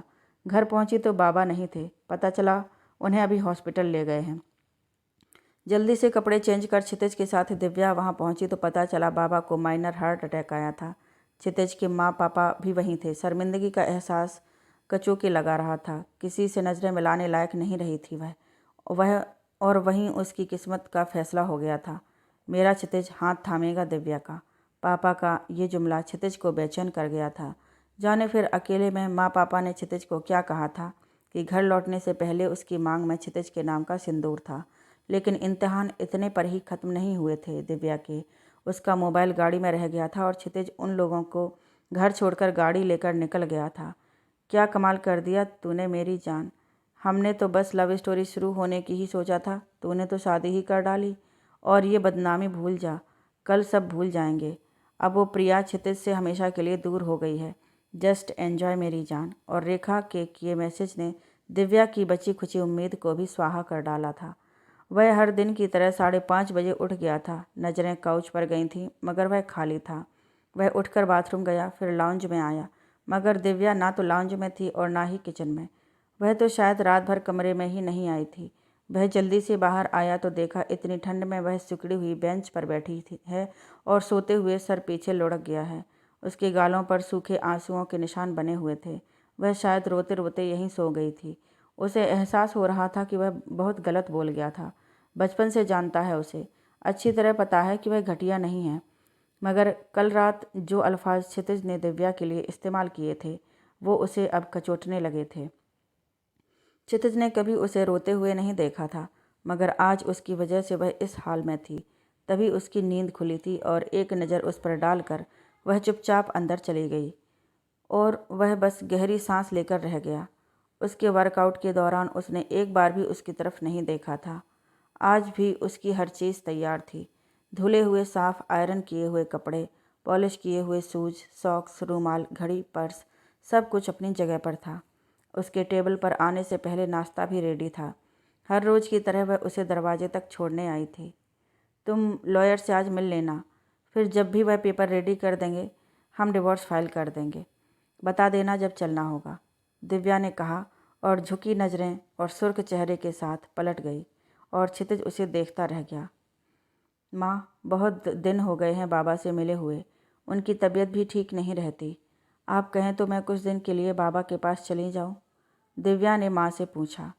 दिल बार बार भर भर कर आ रहा था, रोना आ रहा था, गुस्सा भी आ रहा था, और यहाँ कुछ भी नहीं कर पा रही थी, और कल से बाबा की याद बेतरह सता रही थी। जब अपनी हर मुश्किल, हर परेशानी उनके गले लगकर भुला देती थी वह। हाँ बेटा, चली जाना, नाश्ता कर लो, फिर मैं और तुम्हारे पापा भी चलेंगे तुम्हारे साथ, भाई साहब को देखने। तुम वहीं रुक जाना, उन्होंने प्यार से कहा। दिव्या उनकी इसी मोहब्बत से तो मजबूर हो जाती थी। नाश्ता बस नाम के लिए ही किया था उसने। बेटा, बैग कहाँ है तुम्हारा? माँ ने पूछा। माँ, वहाँ पहले से ही है सब कुछ, कुछ ज़रूरत होगी तो ले जाऊँगी, पास में ही तो है, कहकर वह उनके साथ बाहर आ गई। बाबा कमज़ोर से लग रहे थे। यूँ तो वह उन्हें सब बता देना चाहती थी, मगर उनकी हालत देखकर उसने अभी ना बताना ही ठीक समझा। माँ पापा कुछ देर बैठकर चले गए थे। राजू, जिसे उसने बाबा की देखभाल के लिए रखा था, उससे टैक्सी लाने का बोलकर वह बाबा को चेकअप के लिए हॉस्पिटल ले जाने के लिए निकलने लगी। बेटा, क्षितिज के साथ तू खुश तो है ना? उन्होंने अचानक ही दिव्या से सवाल किया था। वह चौंक गई थी, फिर होठों पर मुस्कुराहट सजाकर उन्हें अपनी और क्षितिज की खुशनुमा ज़िंदगी का यकीन दिलाने लगी। हाँ बाबा, बहुत खुश हूँ। क्षितिज मेरा बहुत ध्यान रखते हैं, बहुत अच्छे हैं मेरे साथ। अब चलिए, आप बहुत कमज़ोर हो गए हैं, लगता है ये राजू ध्यान नहीं रखता आपका। उसने बात पलटी। बेटा, अब तो तेरी माँ से मिलने का समय हो गया है, बस तू खुश है, इससे ज़्यादा और क्या चाहिए मुझे। भगवान तुम दोनों की जोड़ी बनाए रखे। क्या बाबा, कैसी बातें कर रहे हैं आप? अभी तो आप बहुत जिएंगे। वह उनसे बातें करती हुई उनका चेकअप कराने ले गई। डॉक्टर ने अलार्म बेल कंडीशन बताई थी। उनकी हालत ठीक नहीं थी और वह भी बुरी तरह परेशान हो गई थी। घर आकर उसने उनकी दवाई, डाइट, टहलना, हर शेड्यूल अपने हाथों में ले लिया। बाबा एक हफ्ते में ही बहुत सही लग रहे थे उसे। एक हफ्ता पहले जब मिलकर गई थी तो बिल्कुल डाउन थे, मगर वह उन्हें नहीं खो सकती थी। दिव्या, पानी देना। रूम में आकर उसने कबर्ड से कपड़े निकालते हुए पानी मांगा, मगर थोड़ी देर तक भी तो कोई जवाब नहीं आया और ना ही पानी। वह समझ गया था कि वह बहुत नाराज़ है। जलती हुई आंखों को मूंद कर वह बैठ गया, फिर साइड में रखा पानी पिया और फ्रेश होकर किचन की तरफ बढ़ गया। आज उसकी नाराज़गी से उसे फ़र्क पड़ रहा था। वह कहीं भी नहीं थी। बेटा, खाना गर्म कर देती हूँ, तुम 2 मिनट बैठो, मॉम किचन में आते हुए बोली। रात के 11 बज रहे थे। वह चौंक गया था। शादी के बाद आज तक कभी मॉम उसके होते हुए रात में उसके लिए इंतज़ार करती नहीं मिली थी। नहीं मॉम, मैंने बाहर ही खा लिया था। दिवू कहाँ हैं? उसने पूछा। वो अपने बाबा के पास गई है, कह रही थी बहुत दिन हो गए तो कुछ दिनों के लिए रह आती हूँ। तेरे लिए चाय बनाऊँ? उन्होंने बताते हुए पूछा। नहीं मॉम, मैं सोने जा रहा हूँ। वह रूम में आ गया था। सारा कमरा सूना सूना लग रहा था। आज दिव्या के वजूद की गर्माहट, उसकी चूड़ियों की खनखनाहट, उसकी सांसों की खुशबू, सब मिस कर रहा था वह। उसके होने का एहसास भी अजीब था। जब होती थी तो कड़वाहट से भर जाता था, और आज जब नहीं थी तो सब फीका फीका सा लग रहा था। कल अनजाने में कहीं उसकी बातों ने उसे सोचने का एक नया ढंग दिया था और उसके दिमाग पर पड़े जाल हटने लगे थे। प्रिया को उसने बता दिया था कि वह बहुत जल्द डिवोर्स लेकर उससे शादी कर लेगा, और वह खुश हो गई थी। मगर वह खुद ना खुश हो पा रहा था, ना संतुष्ट। दिव्या के चेहरे का दर्द और अफसोस उसे बेसुकून कर रहा था। वह खड़ा हो गया और ड्रेसिंग पर रखे उसके सामान देखने लगा। उसका सिंदूरदान, उसकी बिंदी, सब वहीं थी, बस वही नहीं थी। अलमारी खोली तो उसके कपड़े सामने थे। सब कुछ था, बस वही नहीं थी। अपने दिल की हालत वह समझ नहीं पा रहा था। आज प्रिया के साथ होते हुए भी वह उससे जैसे कोसों दूर खड़ा था। क्या दिव्या उस पर, उसके जज्बातों पर हावी हो चुकी थी? सोचते हुए वह आंखें बंद करके लेट गया था। क्षितिज, तुमसे बहुत प्यार करती हूँ मैं। मगर तुमने कल जो कहा वो नहीं कहना चाहिए था। बाबा को कुछ नहीं कहना था क्षितिज। सारी दुनिया ने मुझे घटिया, जलील, गिरी हुई, बदचलन जैसे लफ्ज़ों से नवाजा, मगर जो तकलीफ़ तुम्हारे कहने से हुई वह पहले कभी नहीं हुई। मगर अब मैं वापस नहीं जाऊंगी। सोचते हुए उसने बाबा को देखा और उन्हें सोता देखकर आंखें मूंद लीं। लेकिन आज नींद ना क्षितिज की आंखों में थी और ना ही दिव्या की। दोनों ही करवटें बदल रहे थे, मगर नींद आज एक जोड़ी आंखों की और उड़ी हुई थी, और वो आंखें प्रिया की थीं। बाबा, बाबा, क्या हुआ आपको? वह बाबा को पसीने पसीने और सीना पकड़े देखकर चिल्ला पड़ी थी। यहाँ आए उसे 5वां दिन था। अभी वह उनके लिए दलिया बनाकर ला रही थी कि उनकी हालत देखकर उसके होश उड़ गए थे। राजू, राजू, जल्दी टैक्सी ला, उसने राजू को बोला और उनके पास बैठकर उनके सीने पर हाथ फेरने लगी। दीदी, टैक्सी नहीं मिलेगी इस समय, उसने जल्दी से क्षितिज के पापा को फ़ोन करके बताया और 2 मिनट बाद ही क्षितिज माँ और पापा के साथ वहाँ था। उसे इस वक्त बस बाबा की फ़िक्र थी। बहुत जल्दी उन्हें अस्पताल ले जाया गया। दीवू, क्षितिज का साथ कभी मत छोड़ना, तुम दोनों हमेशा साथ। इतना कहते कहते उनकी सांस उखड़ने लगी थी। उन्हें इमरजेंसी में ले जाया गया, मगर रात के 2 बजते बजते वह इस दुनिया को अलविदा कह गए थे। दिव्या बिल्कुल गुम हो चुकी थी। उसकी हालत ऐसी थी जैसे किसी से उसके जीने की आखिरी उम्मीद भी छीन ली गई हो। वह शांत थी, उसकी आंखें बिल्कुल सूखी थीं, उनमें आंसू का एक कतरा भी न था। बाबा की विदाई का वक्त हो चला था, मगर उनके पास से एक पल को भी हटी नहीं थी। कभी उनके गालों पर हाथ फेरती, कभी आंखों पर, प्यार से उनके बाल सहलाती, मगर एक आंसू नहीं रोया दिव्या ने। इस वक्त क्षितिज को बहुत अफसोस हो रहा था कि उसने क्या क्या बोल दिया था, मगर अब वक्त हाथों से निकल चुका था। उसने जब भी उसके पास जाने की और बात करने की कोशिश की, उसने ऐसी निगाहों से देखा था कि वह शर्म से गड़ कर रह गया था। उसकी चुप्पी तब टूटी जब बाबा को ले जाने लगे थे। ये क्या कर रहे हो तुम लोग? कहाँ ले जा रहे हो मेरे बाबा को? बाबा तकलीफ़ में हैं, उन्हें आराम करने दो। छोड़ो, छोड़ो, मैं कहती हूँ, उन्हें छोड़ो। पापा, बाबा को मेरे पास रहने दो। प्लीज़ माँ, रोको इन लोगों को। मेरे बाबा को कहाँ ले जा रहे हैं? उसे संभालना मुश्किल हो रहा था। उन्हें ले जाते देख वह पहली बार तड़प तड़प कर रो पड़ी थी और उनके साथ ही चल पड़ी थी। मुखाग्नि कौन देगा? पंडित जी ने आवाज़ लगाई। मैं दूंगी अपने बाबा को मुखाग्नि, उसने पुख्ता अंदाज में कहा। लेकिन लड़कियां ये काम नहीं कर सकती। बेटा, क्षितिज दे देगा नहीं पापा, वो मेरे बाबा थे और मैं उनकी बेटी से ज़्यादा बेटा थी, इसलिए मुखाग्नि तो मैं ही दूंगी। और उसने आगे बढ़कर आगे का वह अलाव थाम लिया था, आग का। क्षितिज की नज़रों में पछतावा बहुत साफ देखा जा सकता था, मगर वह जैसे हर एहसास फरामोश कर चुकी थी। धीरे धीरे सब लोग चले गए थे। उसके और राजू के अलावा अब बस वहाँ माँ और पापा और क्षितिज थे। वह रो रो कर होश खो चुकी थी और बड़ी मुश्किल से माँ ने उसे अंदर कमरे में लेटाया था। वह अभी यहाँ से जाने के लिए तैयार नहीं थी, इसलिए माँ ने वहीं रुकने का फैसला किया।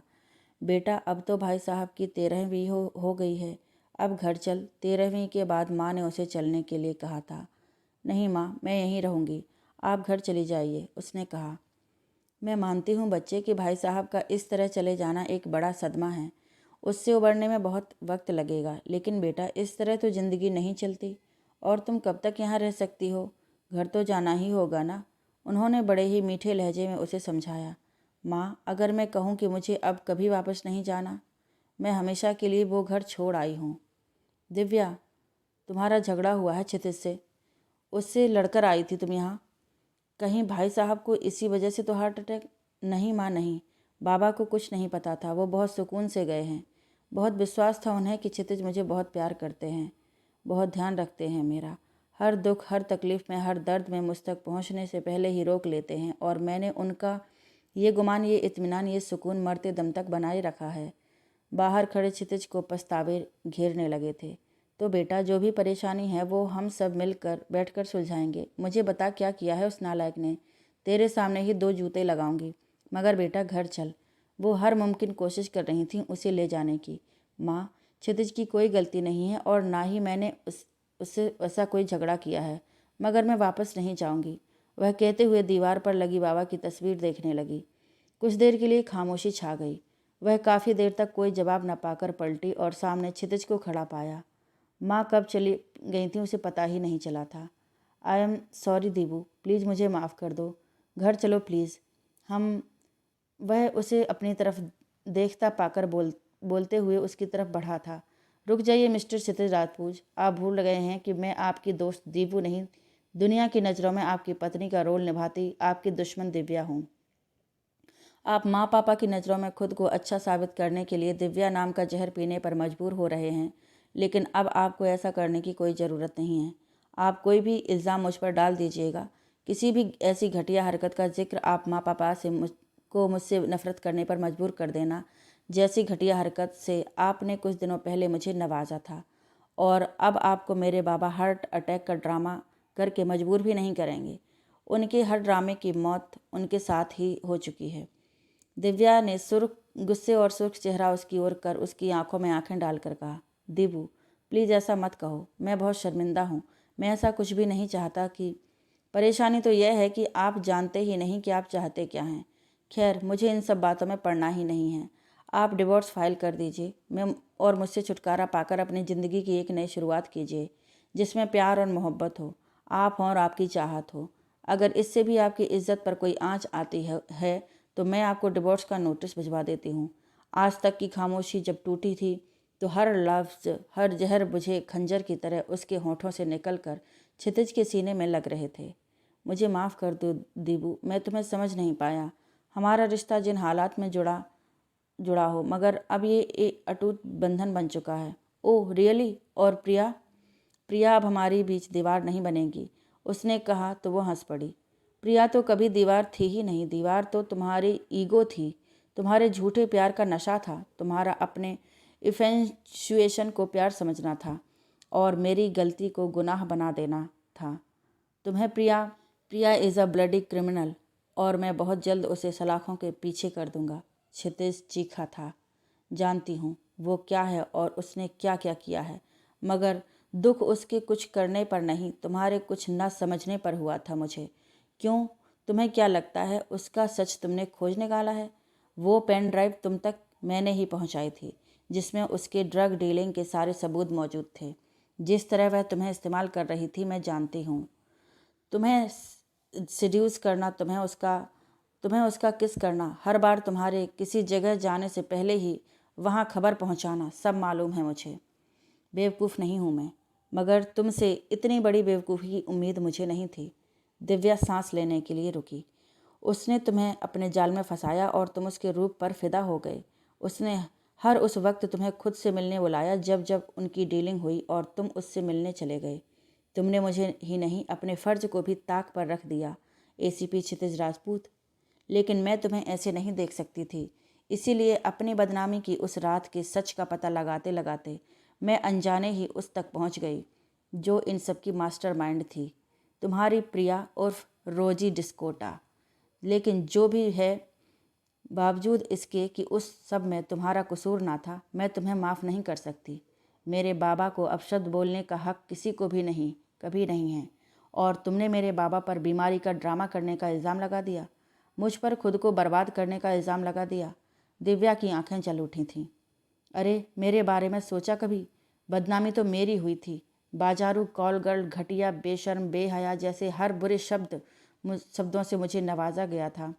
मेरे बाबा का जीना मुश्किल किया गया था। मैं उनका गुरूर थी, मगर तुमसे प्यार करने की गलती कर बैठी और उस दिन शराब चखने की उनका गुरूर मिट्टी में मिल गया।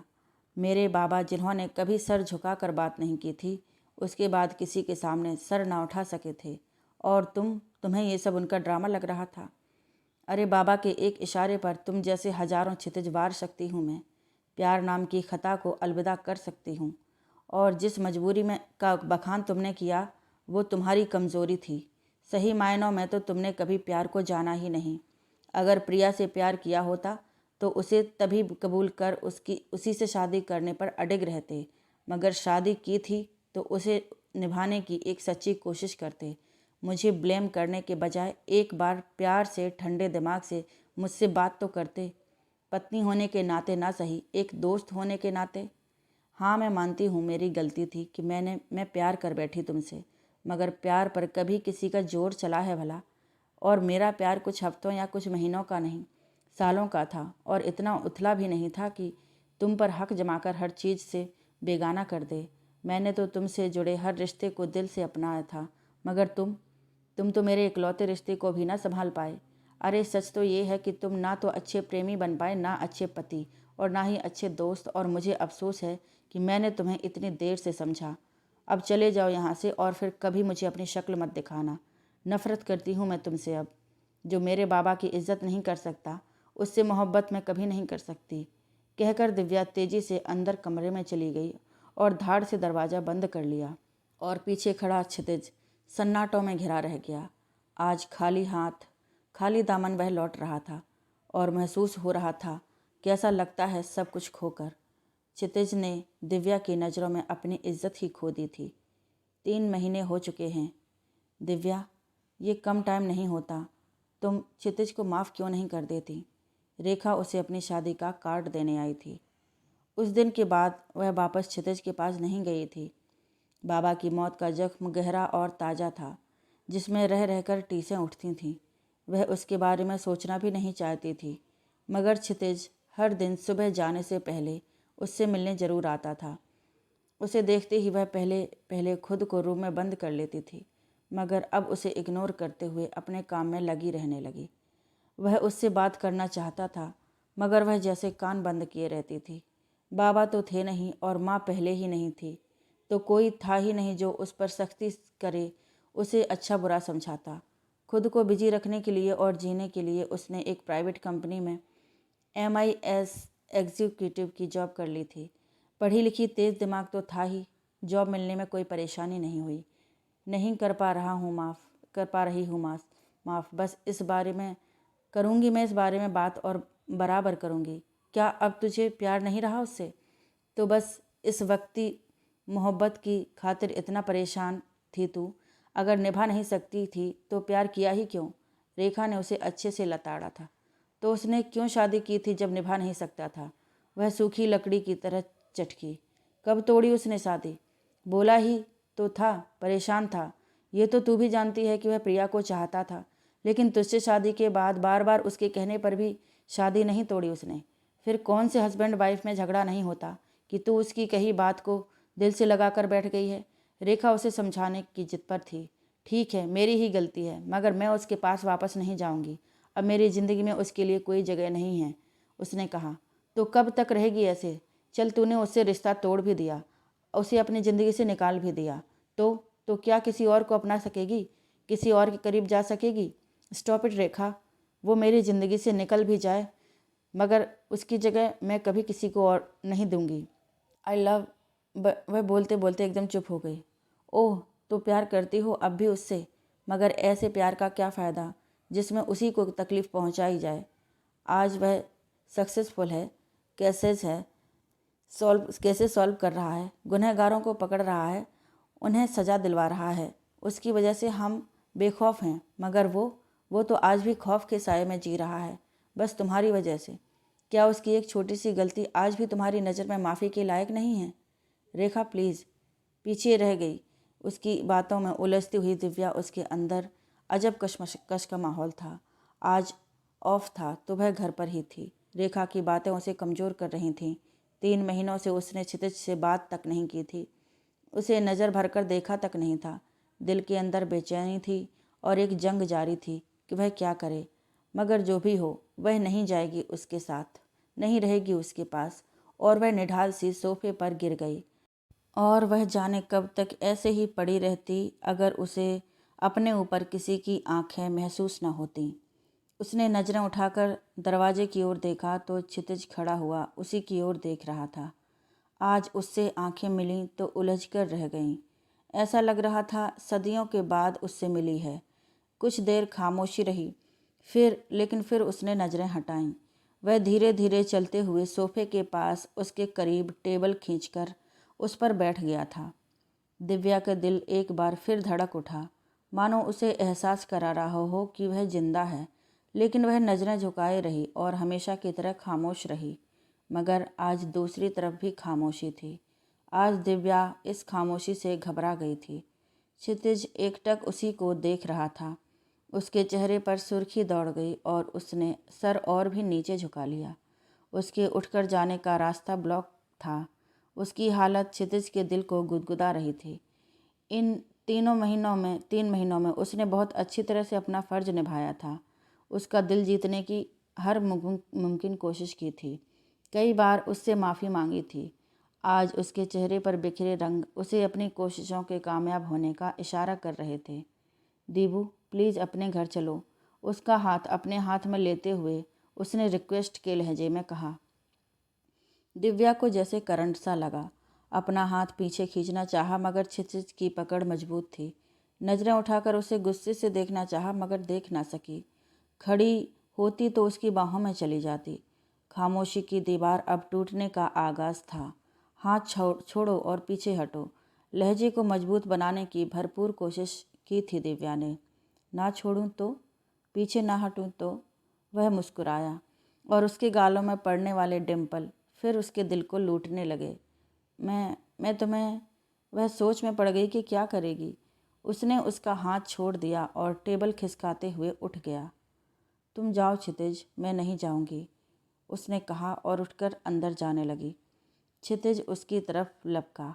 वह अंदर जाकर दरवाज़ा बंद कर ही रही थी कि उसने पैर अड़ा दिया और दरवाज़ा खोलते हुए खुद भी अंदर आकर दरवाज़ा बंद कर दिया। दिव्या के माथे पर बल पड़ चुके थे। सारे खूबसूरत एहसास कहीं जा छुपे। क्या मतलब है इस हरकत का? एसीपी हो तो किसी के घर में भी घुसकर मनमानी करोगे? वह अनसुना करते हुए उसके करीब आ गया। उसके खुले रेशमी बालों को पीछे करते हुए चेहरे को छूना चाहता था कि वह 2 कदम पीछे हट गई। ये क्या बदतमीजी है, निकलो यहाँ से, वह चिल्लाई। इसे बदतमीजी नहीं, प्यार कहते हैं, और अपनी पत्नी से प्यार करना कोई गुनाह नहीं होता। वह उसकी तरफ बढ़ते हुए बोला। कौन सी मूवी के डायलॉग रट कर आए हो? और वह पीछे हट गई। सिर्फ डायलॉग ही नहीं, सीन भी मेमोराइज है मुझे। आगे बढ़ते हुए उसकी मुस्कुराहट और भी गहरी हो गई। उसकी बातें, उसका अंदाज, उसके चेहरे का रंग बहुत बदला हुआ था। सब कुछ अलग था, अनोखा था उसके लिए।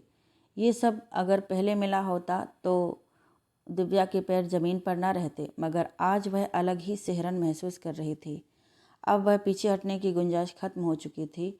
वह बेड से जा लगी थी और क्षितिज भी उसके करीब आ चुका था। उसके हाथों की छुअन से बचने के लिए वह जरा सी पीछे हुई तो लड़खड़ा कर बेड पर जा गिरी। वह भी उस पर झुकते हुए उसके हाथों को अपने हाथों में ले चुका था। उसकी उंगलियों में अपनी उंगलियां फंसाते हुए क्षितिज उस पर झुक गया था। इस एक पल में उसके चेहरे ने न जाने कितने रंग बदले थे। उसने छूटने की कोशिश बेकार हो रही थी। घबराहट से उसके माथे पर पसीना चमक उठा। पीछे हटो क्षितिज, बमुश्किल उसने कहा था, लेकिन वह उस पर झुका और उसकी आंखों को स्पर्श कर लिया। उसकी सिहरन उसने साफ महसूस की थी। दिल की धड़कन बेकाबू थी, मुंह लाल हो गया था। अपनी पूरी ताकत से उसने उसे हटाना चाहा, मगर कामयाब न हो सकी। शर्म के रंग ना चाहते हुए भी गालों पर बिखर गए थे। चेहरा दहक उठा था। क्षितिज, उसके होंठ कपकपाए, उसकी आंखें खुद ब खुद ही बंद हो गईं। निकलो यहाँ से, अभी निकलो, वरना मैं कोई लिहाज नहीं करूँगी। वह तकिया, फ्लावर पॉट, जो कुछ उसके हाथ में आ रहा था उस पर फेंक रही थी और चिल्ला रही थी। उसके हाथों ने हल्का सा होल्ड लूज किया ही था कि दिव्या ने उसे झटके से पीछे किया और पलट कर बेड के दूसरी ओर उतर कर खड़ी हो गई। चेहरा सुर्ख हो रहा था। गुस्से से वह लरज रही थी। वह भी खड़ा हो गया। उसकी डार्क ब्राउन आंखें शरारत से चमक रही थीं। हल्की सी मुस्कुराहट होंठों पर थी। वह गुस्से से जल उठी। फिर उसने जो भी हाथ में आया उसे मारना शुरू कर दिया। अरे अरे दीबू, क्या कर रही हो? यार, मैं तुम्हारा पति हूँ, पति को नहीं मारते दीबू। वह कैच करते हुए तो कभी तो बचते हुए कह रहा था, मगर होंठों पर अब भी मुस्कुराहट थी। तुम मुझे मत सिखाओ कि किस किस करना। ओके, मत मत मत सीखना, लेकिन मार क्यों रही हो? उसकी बात उसने बीच में ही उचक ली थी। आई विल किल यू, बाहर निकलो फ़ौरन। अब उसके हाथ में संगमरमर का वॉच था। ओके ओके ओके, मैं जा रहा हूँ, लेकिन यार बता तो दो। वह दरवाज़ा खोलते हुए बोला। कह दिया ना, नहीं जाऊँगी मैं, वह तेज़ी से बोली। वो नहीं, फिर उसके माथे पर बल पड़ गए थे। How did you feel during वह उसकी तरफ मुड़कर शरारत से बोला। Shut up and get out. उसने पूरी ताकत से चिल्लाकर हाथ में पकड़ा संगमरमर का वास उस पर फेंका, जिससे उसने महारत से कैच कर लिया और हंसते हुए उसे बाहर सेंटर टेबल पर रखकर बाहर निकल गया। उसने उसे जाते देख चैन की सांस ली और आंखें बंद कर लीं। उफ, ये क्या हो गया है मुझे, वह धीरे से बड़बड़ाई। प्यार प्यार हो गया है, वह बोला। उसने तेजी से आगे बढ़कर मेन गेट उसके मुंह पर बंद कर दिया और पलटकर अंदर चली गई। दिव्या, जरा अंदर आओ। वह ऑफिस में काम कर रही थी कि समीर सर ने इंटरकॉम पर उसे अपने केबिन में बुलाया। वह यूं भी कल ठीक से सो नहीं पाई थी। बार बार क्षितिज के पास होने का एहसास होता था और वह आंखें खोल देती थी। उसकी नज़दीकी, उसकी खुशबू, सबने मिलकर उसे परेशान कर रखा था। आज उसका मन काम करने में भी नहीं लग रहा था। समीर सर के बुलावे पर वह सिस्टम की स्क्रीन लॉक करके उठी और अंदर चली गई। May I come in sir? Yes yes, please come in. Sameer ने उसे बुलाया और सीट ऑफ़र की। काम कैसा चल रहा है तुम्हारा? कोई प्रॉब्लम तो नहीं है ना? उसे देखते हुए उन्होंने पूछा। दिव्या को कुछ अजीब सा लगा था। अब जबकि स्टाफ जाने लगा था, पूरा दिन निकालने के बाद उन्हें ये सब पूछने की क्या ज़रूरत पड़ गई। उसने समीर की तरफ गौर से देखा। वह 35-40 के बीच की उम्र का था। रंग साफ, भरा हुआ जिस्म और सर के आधे उड़े हुए बाल। यूं तो सब बस ओके था, मगर उसकी आंखें किसी गिद्ध की तरह दिव्या को देख रही थीं। उनकी चालाकी और काइयापन अलग ही नजर आ रहा था। वह दिव्या को किसी शिकारी की तरह परख रहा था। वह मुस्कुरा पड़ी। नहीं सर, कोई प्रॉब्लम नहीं है। उसकी मुस्कुराहट से वह उन्हें अपने जाल में फंसती हुई महसूस हुई। मगर अगर कोई भी परेशानी या कमी महसूस हो तो मेरे पास आना। वह खड़ा होकर उसकी ओर चला आया। नहीं, सब ठीक है। Divya, don't get me wrong, मैंने सुना है तुम अपने पति के साथ नहीं रहती। Is all well?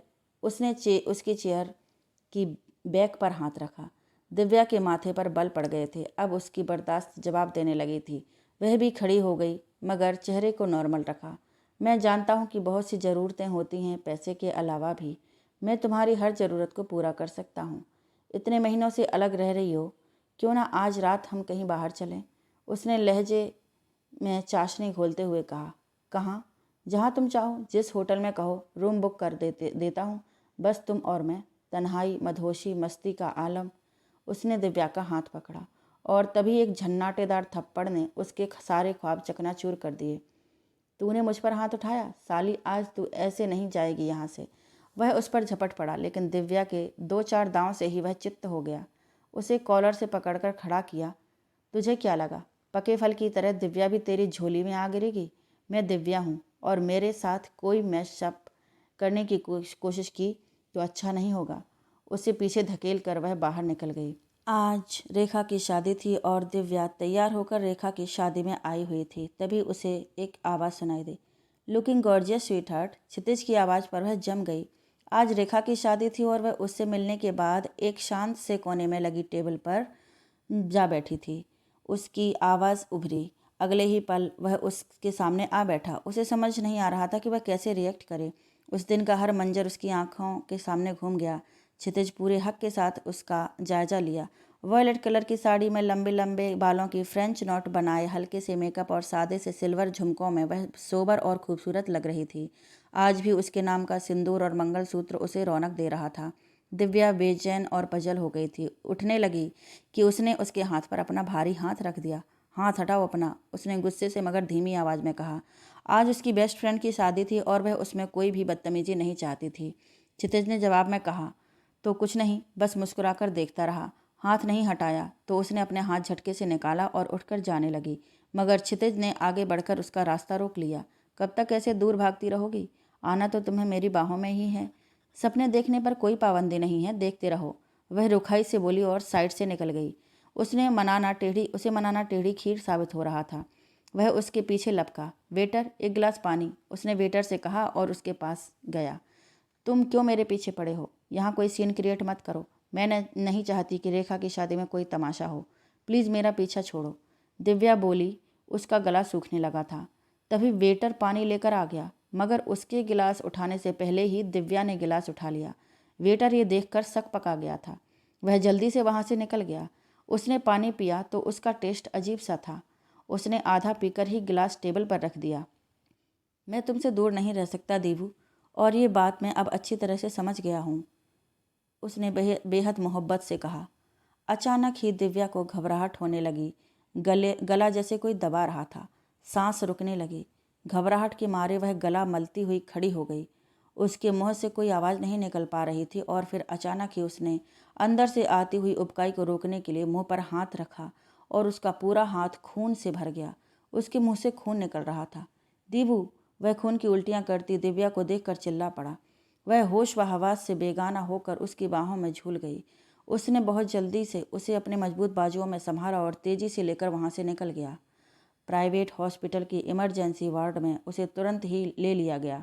अंदर ऑपरेशन रूम में डॉक्टर्स उसका स्टमक वॉश करने में बिजी थे। ऑपरेशन रूम के बाहर वह परेशानी से इधर उधर टहल रहा था। ये तो तय था कि जहर दिया गया था उसे, मगर कब, कैसे और कोई उसे क्यों मारना चाहेगा। उसका दिमाग इस वक्त और कुछ नहीं सोच पा रहा था। वह बस उसकी सलामती चाहता था। मॉम डैड को उसने फ़ोन कर दिया था। कुछ देर बाद ही वो लोग भी आ गए थे। हर गुजरते पल के साथ उसका दिल भी डूबता जा रहा था। 2 घंटे के जानलेवा इंतजार के बाद ऑपरेशन रूम का दरवाज़ा खुला और एक डॉक्टर बाहर आया। वह उसकी तरफ तेज़ी से और बेताबी से बढ़ा था। डॉक्टर, हमने वॉशिंग कर दी है। पॉइज़न ज़्यादा क्वांटिटी में अंदर नहीं गया था और जल्दी ही उन्हें यहाँ ले आए, वरना बहुत खतरा हो सकता था, डॉक्टर ने बताया। जहर किस तरह का था डॉक्टर? जो जहर उन्हें दिया गया था वो स्वीट पॉइजन की एक निश्चित मात्रा थी। ये जहर सादे पानी में भी दिया जा सकता है और फिर किसी ड्रिंक के साथ भी। सादा पानी सुनकर उसने एकदम से डॉक्टर को देखा और उसे याद आया कि सादा पानी तो उसने अपने लिए मंगवाया था, जिसे दिव्या ने, ओ माय गॉड, तो ये मौत उसके लिए थी जिसे दिव्या ने अपने सर ले लिया था, क्षितिज ने सोचा। अभी उन्हें ब्लड चढ़ाया जा रहा है। काफ़ी ब्लड लॉस हुआ है। अगले 12 घंटे में उन्हें होश आ जाना चाहिए। नाउ एक्सक्यूज़ मी, डॉक्टर कहते हुए आगे बढ़ गए। 2 घंटे बाद उसे वार्ड में शिफ्ट कर दिया गया था। मॉम डैड और वह उसके पास थे। वह अभी तक बेहोश थी। चेहरा पीला पड़ गया था। कुछ देर पहले जिंदगी से भरा गुस्से से दहकता वह चेहरा मौत से लड़ते हुए अपनी रौनक खो चुका था। क्षितिज, तुम चेंज कर लो। मुझे तो याद ही नहीं रहा तुमने जो कपड़े मंगाए थे अपने ये रहे।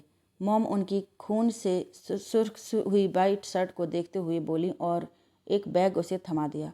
दीबू, प्लीज़ होश में आओ। मैं तुम्हारे बगैर बहुत अकेला हूँ, प्लीज़, वह उसका हाथ थामे हुए कह रहा था। मॉम डैड को उसने घर भेज दिया था। उसके बाद वह उस वेटर का चेहरा याद कर रहा था। उसने अपने डिपार्टमेंट में बोल दिया था कि स्केच आर्टिस्ट को बुलाकर रखे उसके पहुंचने से पहले। बस अब उसे उसके होश में आने का इंतजार था। सुबह के 4 बजे थे जब उसकी पलकों में हल्की सी हलचल हुई थी। वह जो पूरी रात एक पल के लिए भी सुकून से न बैठा था, एकदम से उसे पुकार बैठा, दीबू। आज उसकी आवाज़ में प्यार था, फिक्र थी। उसके मुंह से कराह निकल गई। क्षितिज ने जल्दी से डॉक्टर को बुलाया। खान, मुझे ये आदमी चाहिए। आई डोंट नो तुम इसे कैसे और कहाँ ढूंढोगे, लेकिन इसका मिलना बहुत ज़रूरी है, क्षितिज ने इंस्पेक्टर को बोला। उसने हाथ में पकड़ा स्केच उसकी तरफ बढ़ा दिया। मॉम डैड के हॉस्पिटल आने के बाद वह सीधे हेडक्वार्टर आया था, जहां उसके कहे मुताबिक स्केच आर्टिस्ट पहले से मौजूद था। 1 घंटे के अंदर स्केच बनाकर तैयार हो चुका था। ये सर, ये तो, उस पर नज़र पड़ते ही खान हकला गया। ये तो क्या खान? क्षितिज ने उसकी तरफ कड़ी नज़रों से देखा। सर, ये शेखावत जी के घर पर था। मैंने अपनी आंखों से देखा है। खान ने इधर उधर देखकर अच्छी तरह से किसी के ना होने की जांच करने के बाद धीरे से क्षितिज के पास जाकर ऐसे बोला कि कोई सुन न सके। चलो, उसने खान को कहा और बाहर कदम बढ़ा दिए। खान ने भी उसके पीछे पीछे बाहर कदम रख दिए। वे दोनों जिस पुलिस जिप्सी में थे। शेखावत, वो मंत्री? क्षितिज ने पूछा। जी सर, 1 हफ्ते पहले की बात है। उन्हें फ़ोन पर कोई धमकी मिली थी तो मैं भी वहाँ उनकी सिक्योरिटी के पर्पज़ से था। तब मैंने मंत्री जी को एक लड़की और इस आदमी के साथ देखा था, खान ने बताया। लड़की? जी सर, मुझे क्लियर तो नहीं दिखाई दिया, बट ये आदमी बाहर मेरे पास से गुजरा था तो ये तो कन्फर्म है कि ये वही है, उसने कहा। और तुमने ऑफिस में इतने गुपचुप तरीके से क्यों बताया? सर, महाजन और तिवारी, वो दोनों मंत्री जी से काफ़ी घुले मिले हुए हैं, इसीलिए बस। ठीक है, अभी किसी को कुछ बोलना नहीं, उसने कहते हुए जिप्सी वापस घुमा ली। उसने सोच लिया था कि वह किससे किस पर कब निगरानी रखवाएगा और क्या करेगा। वह ज़्यादा वहाँ नहीं रुका और 1 बजे तक निकल गया। मैंने कह दिया ना, मैं नहीं जाऊँगी तुम्हारे घर, दिव्या ने कहा। वह शाम को आया था जब उसे डिस्चार्ज कराना था। मॉम डैड ने क्षितिज को अल्टीमेटम दे दिया था कि दिव्या को घर ही लेकर आना है, वरना वो भी ना आए। और दिव्या किसी तौर पर भी घर जाने को तैयार नहीं थी। मॉम डैड घर चले गए थे। उसने डिस्चार्ज की सारी फॉर्मेलिटीज़ पूरी कर दी थी। ठीक है, तुम्हारे घर चलते हैं। उसने आराम से मुस्कुराते हुए दवाइयाँ उठा लीं। वह उसे उसके घर ले आया और कमरे में उसे ले जाकर खुद भी वहीं बैठ गया। तुम यहाँ क्यों बैठे हो, जाओ। उसे आराम से बैठकर उसकी नज़रों को खुद पर जमे देखकर वह अनकंफर्टेबल हो रही थी। अब से मैं यहीं रहूँगा। क्या दिमाग ठीक है तुम्हारा? माँ पापा के साथ कौन रहेगा फिर? वह झल्लाहट से बोली। क्या करें, उनकी बहू घर जाने के लिए तैयार नहीं है और बेटे को बहू के बगैर आना अलाउड नहीं है, तो क्या कर सकते हैं? उसने कंधे उचकाए और रिलैक्स होकर बैठ गया। उसकी नज़रें उसी पर थीं जो नज़रें झुकाए किसी गहरी सोच में गुम थीं। चेहरे की रौनक कम हो गई थी। जहर ने ऐसा असर किया था कि मुंह, गला, आंत सब छिल गए थे। वह बमुश्किल बहुत थोड़ा सा खा पाती थी। अब उसे वह इस हाल में तो अकेला बिल्कुल नहीं छोड़ सकता था। उसकी जिद उसके साथ, मगर जब से उससे प्यार का एहसास हुआ था वह उसके लिए अनमोल हो चुकी थी। क्षितिज, प्लीज़ तुम चले जाओ, मैं ठीक हूँ अब। उसने उसे समझाने के लिए मुंह खोला। तुम्हारे बगैर तो मॉम मुझे घर में घुसने नहीं देंगी, और डैड, मत पूछो, वो तो अपनी हॉकी तैयार किए बैठे होंगे। ठीक है, तुम मुझसे नफरत करती हो, मगर क्या डैड से पिटवा कर मानोगी?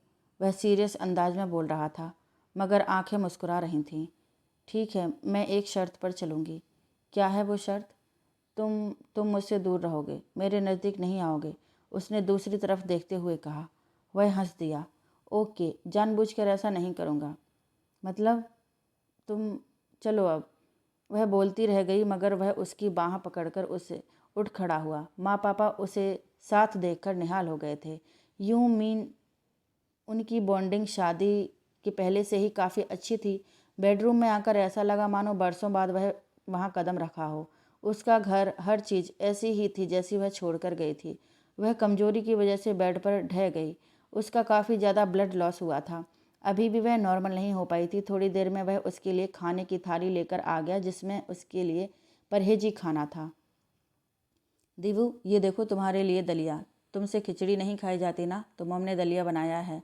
वह उसके सामने बैठ गया। मुझसे नहीं खाया जाएगा। खाने के नाम से ही उसे उलझन हो रही थी। एक कतरा पानी भी पीती तो गले छिलने लगता, लेकिन वह भी तैयार था क्योंकि डॉक्टर ने बोला था कि वह खाना जरूर खाए वरना प्रॉब्लम हो जाएगी। उसने ज़बरदस्ती उसे बहला कर खिलाया था और उसके बाद दवाई खिलाकर उसके सामने काउच पर बैठ गया। वह बहुत आराम से, बेहद मोहब्बत के साथ उसे देख रहा था। उसे इस तरह खुद को देखते पाकर दिव्या ने अपना मोबाइल हाथ में ले लिया और उसमें लग गई, मगर उसकी निगाहों की तपिश उसका चेहरा दहका रही थी। तुम ऐसे मत देखो मुझे, मुझे अजीब लग रहा है। आखिर वह बोल पड़ी।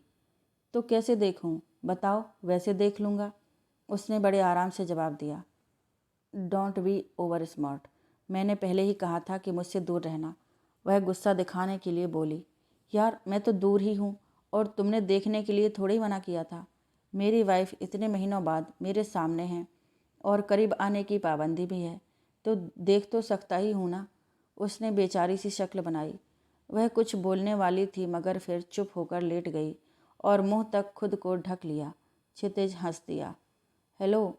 देर रात क्षितिज का मोबाइल रिंग हुआ था। वह उनींदा सा था, मगर दूसरी तरफ से ऐसा कुछ कहा गया था कि उसकी नींद उड़ गई थी। वह अलर्ट हो चुका था। मैं पहुंच रहा हूं, तुम तैयार रहो, मगर मेरे आने से पहले कुछ नहीं। Is that clear? वह कहते हुए तेजी से उठा और बाथरूम की तरफ बढ़ गया। दिव्या की नींद न सिर्फ खुल चुकी थी बल्कि वह उठकर बैठ गई थी।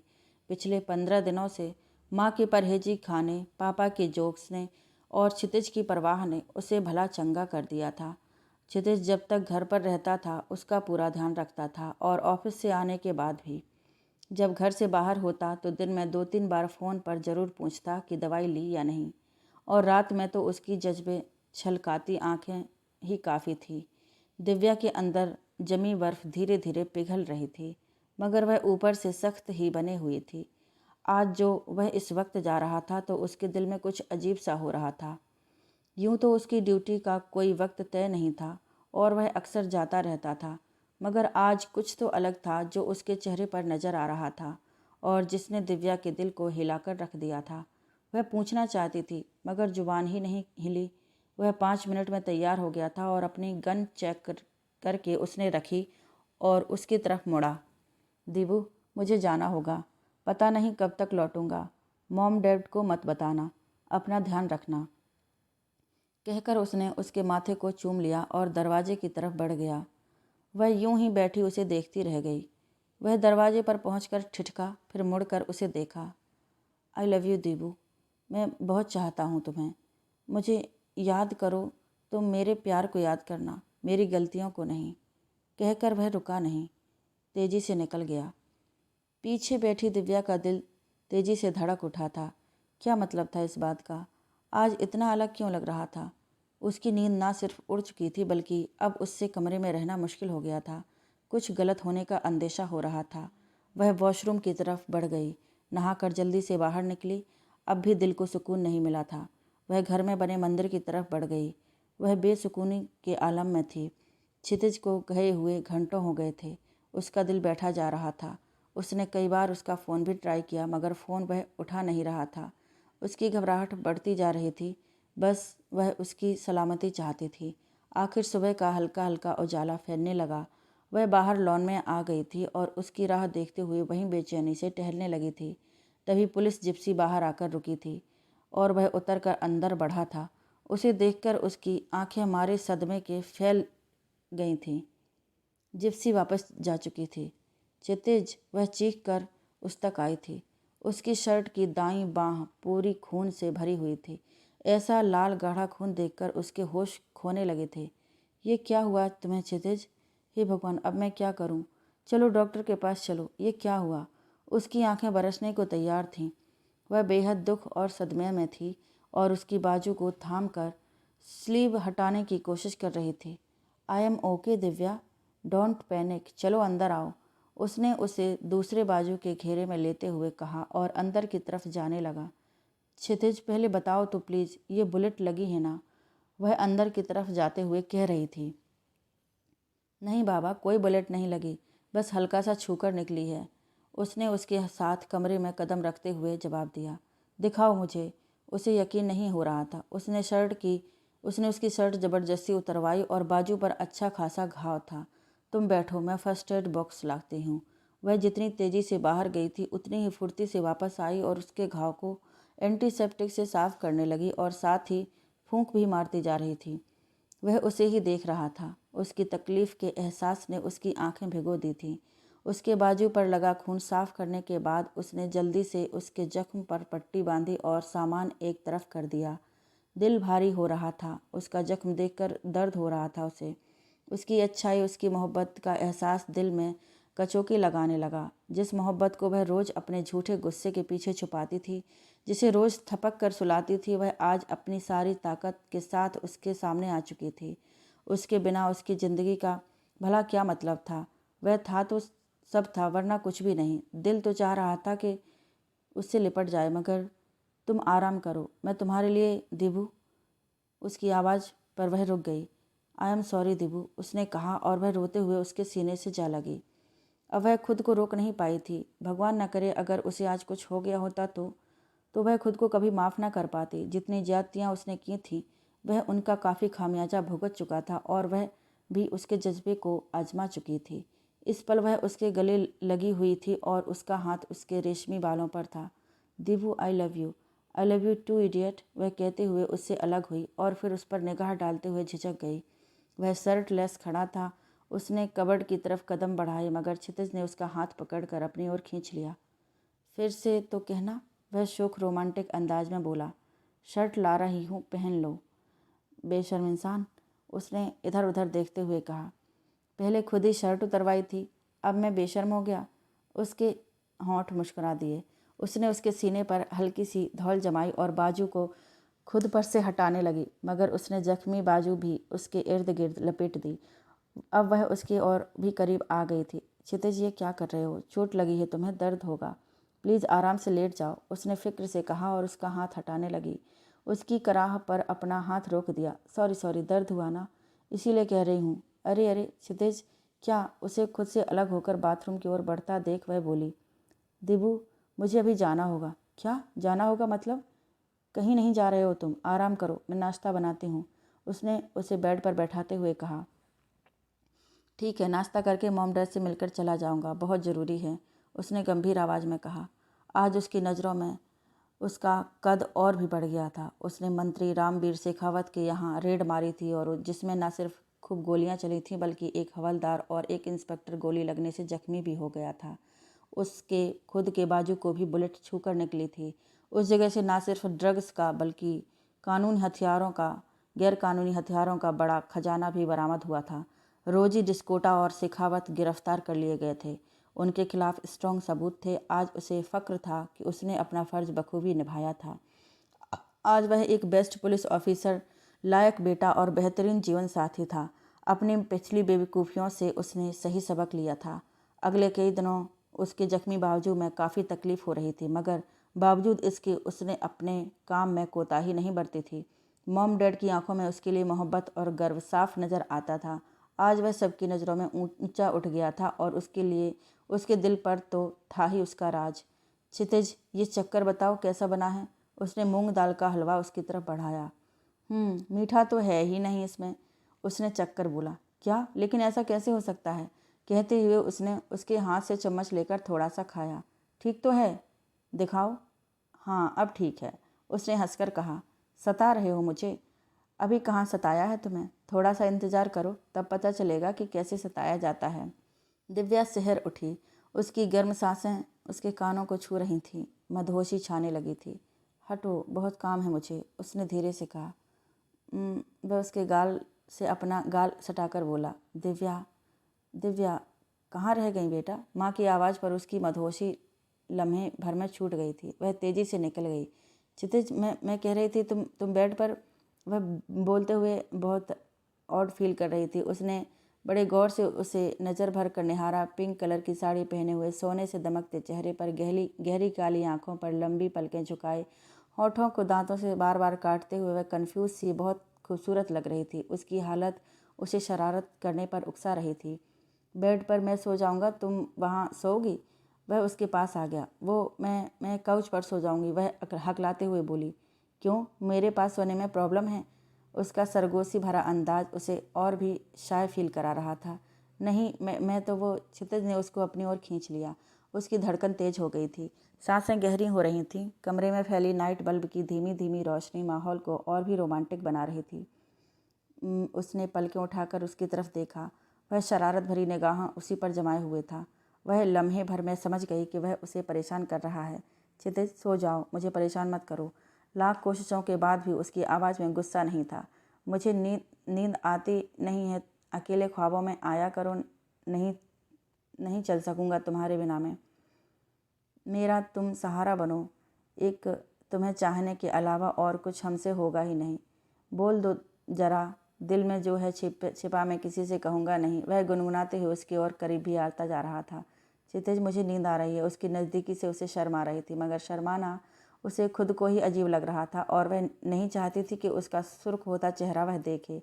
लेकिन वह तो उसके चेहरे पर बिखरे रंग न सिर्फ देख चुका था बल्कि उनसे मज़े भी ले रहा था। वह उसके करीब कोहनी के बल हाथ पर सर टिका कर लेट गया। पूरी तरह से वह उसकी नज़रों में थी और इस तरह वह और भी ज़्यादा अनकंफर्टेबल हो रही थी। तुम ऐसे क्यों देख रहे हो मुझे? सो जाओ ना प्लीज़, वह खींच कर बोली। फिर कैसे देखें, तुम ही बता दो स्वीट हार्ट, वह उसकी आंखों में आंखें डालकर बोला। उसकी बात पर उसे अपने गाल दहकते हुए महसूस हो रहे थे। वह दूसरी तरफ देखने लगी थी, मगर उसकी नज़रों ने उसे तकना नहीं छोड़ा था। देखो क्षितिज, देख ही तो रहा हूँ, ये बहुत ज़्यादा हो रहा है, मैं बता रही हूँ। वह सच में तंग आ चुकी थी। हाँ यार, बहुत ज़्यादा हो रहा है। मुझे अंदाज़ा ही नहीं था कि तुम दिव्या दी ग्रेट मुझसे शर्माओगी और मेरा दिल लूट कर मुझी पर रौब जमाओगी।